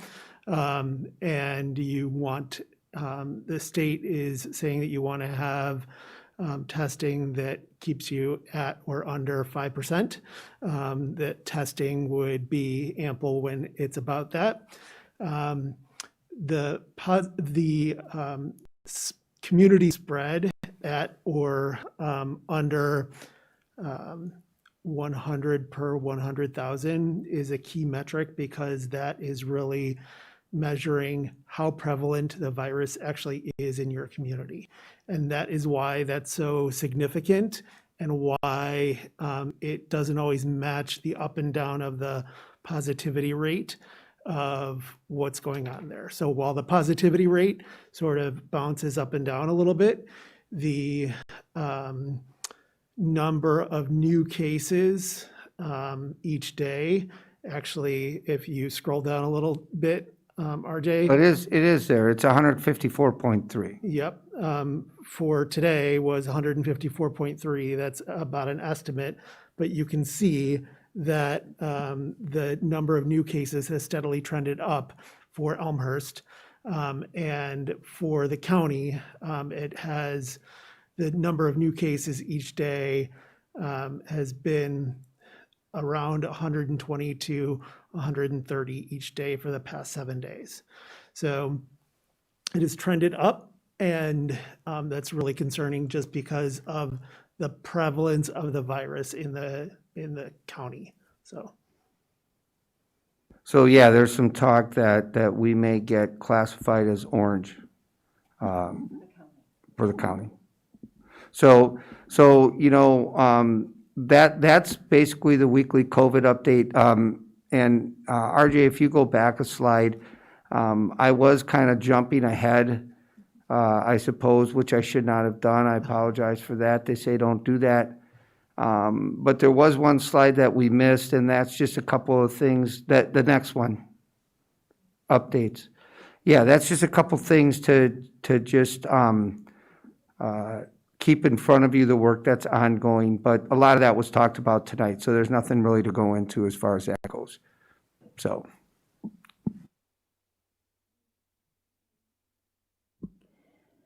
I want to thank you, Marianne and Kevin and Scott, I think were the three people, Bev, sorry, that were working on this dashboard. And you were really quick to update it, I noticed. I don't know why I went on, but I saw that it had changed. And thank you, it's meaningful. So I appreciate it. Okay. We're going to start making money and then we're going to leave. So, well, isn't that what happens? Yeah, I'm kidding. I'm kidding. We've had a lot of school districts in the area contact us to ask us how it was made. So awesome, because it is helpful now. I mean, yeah. So you were really quick in taking our feedback in, and I know that I kind of went on with my question, and yeah. So thank you. And then Dr. Moyer, to your point about if the county moves to orange, that means they will shut us down or move us into remote learning. Can you just briefly, or Bev, what are the communication? How will the students and community know? Well, when I say orange, I'm talking about like the state's classification where they watch you and then they potentially do what they've done to other regions, which is start to shut you back down again and that kind of stuff. That's just informational. What really happens is if we go into substantial on Friday, and we'll know that on Friday. But can you talk about how people will know? Well, we're talking about a communication on Friday afternoon. Typically, we, of late, we have done a Thursday communication. We're going to divert that to Friday in anticipation of that announcement. As soon as we know, we will put it on a track and certainly alert the board and then begin that communication process. So by that afternoon, the entire community would be aware of what's going to happen, how we're going to proceed, and what they can look forward to in the upcoming weeks. So, dashboard team. Yeah. So I'm going to call you guys from now on, dashboard team. I want to echo what Karen said, because you guys clearly heard our, kind of concerns about what information, how it was being presented in the dashboard a couple weeks ago. And so I thank you. I think the dashboard is incredibly helpful to the community and to us. And just for clarification, there's those four in the dashboard, and the four categories of the current DuPage County COVID-19 metrics. Yep. It looks like the only one we're in risk of going to substantial in is that new cases. Have they come out and said whether hitting substantial in one of the four cases is what would trigger a pullback to fully remote? Or are there more factors that come into play? Because I don't think we're minimal in the other three. Well, I think there's a combination, and so in other words, with the other factors with the neighboring counties, I think that has to be combined with one of the other factors. Is that correct, Kevin? So But if- it is, as we talked about a couple weeks ago, it's whichever one is furthest to the right. So if you are furthest to the right in weekly cases per 100,000, then you're in substantial. It's only one. It's Right, so not, one would trigger would trigger you're going to substantial. full remote. That's correct.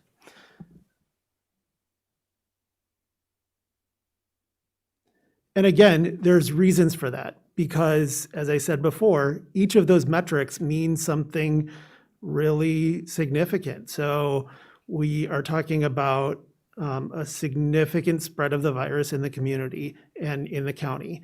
And we're at that weekly cases per 100,000. The rate of county increase, we're talking about a significant level of increase over time. We're talking about lots of students in our schools getting that. We're talking about not having enough testing going on, or we're talking about a region being put into tier 1 mitigation. So there's reasons why they put each of those in there. And so just so the community completely understands, this is not a decision we are making as 205. This is a decision that the county will make for us, or the state will make for our county. Yeah, that's not exactly true. Okay. The Then explain. tier one mitigation is something that sort of gets done to us, but the other ones, the health department has basically said that they do not believe that it's safe to be in a hybrid model if you get into a substantial range. They never tell us what we have to or don't have to do. They do not believe that they have the authority to make that decision for schools. They strongly advise. And when we had talked about different things that were coming out from the health department, it's been our practice to follow those guidelines, and it's been the advice that we've gotten from our attorneys that it's probably not wise for us to deviate from the advice that the health department gives. I personally would not feel comfortable putting our students and our employees in that situation if we pass a substantial. So, and just to tack on to that, when it was reversed recently, when Elmhurst went to 8%, over 8% positivity for a couple of days, there were several emails to all of you and to us asking why we were not closing the schools. And we said to all of those people, those are not our metrics. Our metrics are DuPage County. So our metrics are DuPage County, and our metrics are the ones that we follow and are the ones that we're presenting. I guess we're showing the Elmhurst numbers more than anything, is to try to get people to take it seriously and realize that they're going to have an impact on our ability to keep schools open.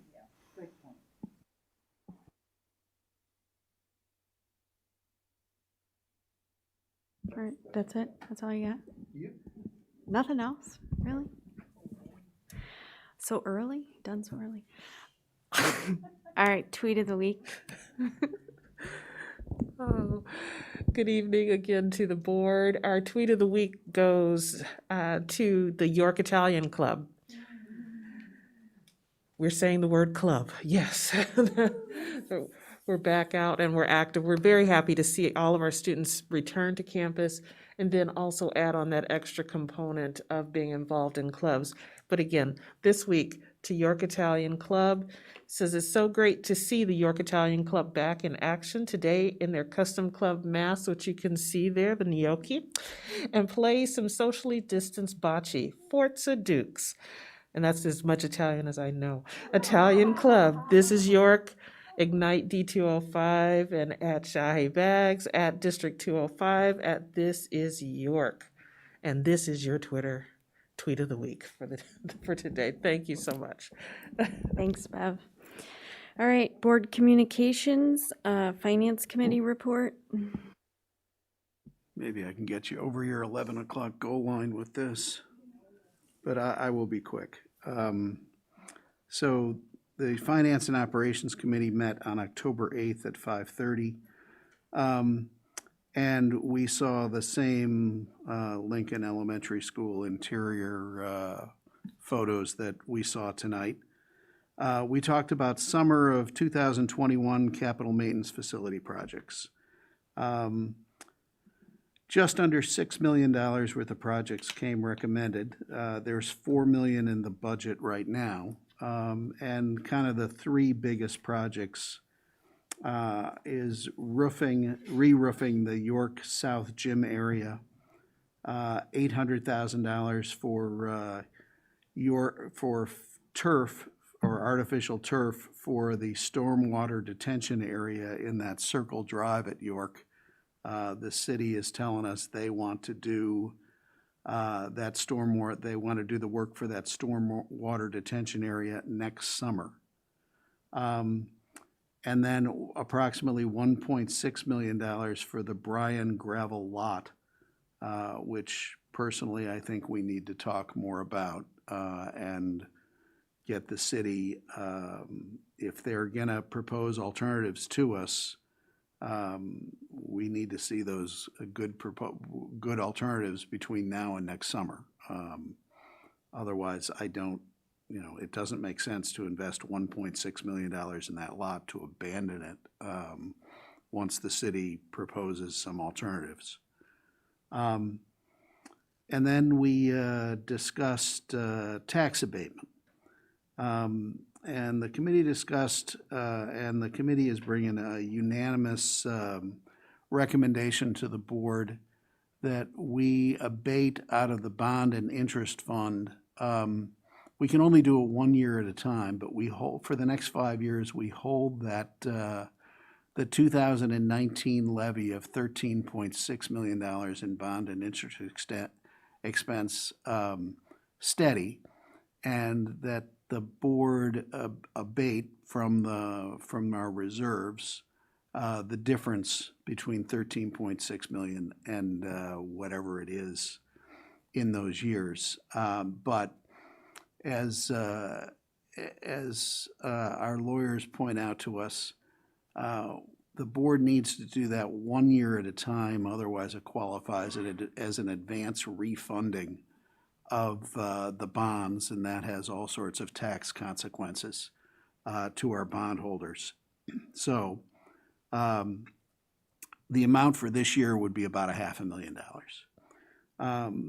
The committee also recommends that we abate, but not out of the operating fund, out of the, again, out of the bond and interest fund, an additional $2.6 million, which represents our tax increase this year due to the 2.3% inflation rate that occurred, and would allow us to increase the operating fund by $2.6 million. So what would happen is the operating fund will still levy that additional $2.6 million, but we'll take $2.6 million out of the reserves and put it into the bond and interest account so that the bond and interest levy is a total of about $3.1 million less this year than it normally would have been. So that's the committee's recommendation to the full board. And I'm assuming you'd like to discuss that at a later date, so I'll move on. We also discussed tax levies for next year and the budget for next year. And Chris, do you mind if I turn that over to you to give a quick summary of that discussion? Well, we met today and we talked about some things, and the board wanted to get, I had asked for some direction, knowing that we have a $5.5 million deficit budget this year. That's something that I don't think any of us consider sustainable, and we're already in the initial stages of planning for next year. And I was trying to get some direction on where the board is about expectations for next year. If we want to go to a balanced budget, make sure that we don't have any overages. You know, I think that there are some things that we need to start thinking about. And I was hoping to get some direction soon, and I was asked to come up with some numbers about what does that $5.5 million number represent. And essentially, we have about $1.2 million in COVID expenses. We are about $2 million above what we spent on maintenance the previous year. So that's 3.9 of it. And then the other 1.6 million is related to staffing and personnel and, you know, salary and benefits. And that 1.6 million, we're not 100% sure how we're going to track, because this is such an unusual year. We don't know if all stipends are going to be fulfilled. We don't know exactly what our sub-costs are going to be. We don't know how many aid positions that are currently open we're going to end up being able to fill. There's just a lot of unknowns. So we don't know exactly where we're going to come in with that $1.6 million salary. And essentially what we're thinking is primarily related to salary and benefits. But that's the projected number at this point. So those are the big buckets that we think account primarily for that $5.5 million number. Chris, did you want to add to that?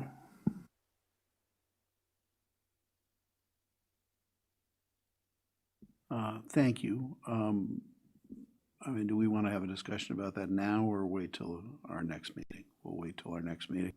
Okay. And then we also asked Dr. Moyer to go back and we talked about the possibility of refunding some of the all-day kindergarten tuition. We asked Dr. Moyer to go back and do some work on that as well. And I'm assuming that also will be brought forward at a future meeting. Yes, I think that is something that if we're going to do that, we should do that at the next board meeting. Okay. And then we talked about the September monthly financial report. Basically, we are 25% into our fiscal year at the end of September. You know, revenues were up 1.3% over the previous year, and property taxes collected in the operating funds were up slightly less than 1%, versus we had budgeted a 2.1% increase in property taxes. So the corporate personal property replacement taxes were down 17.4%, and investment income is also down 82% because interest rates are near zero. Kind of a highlight.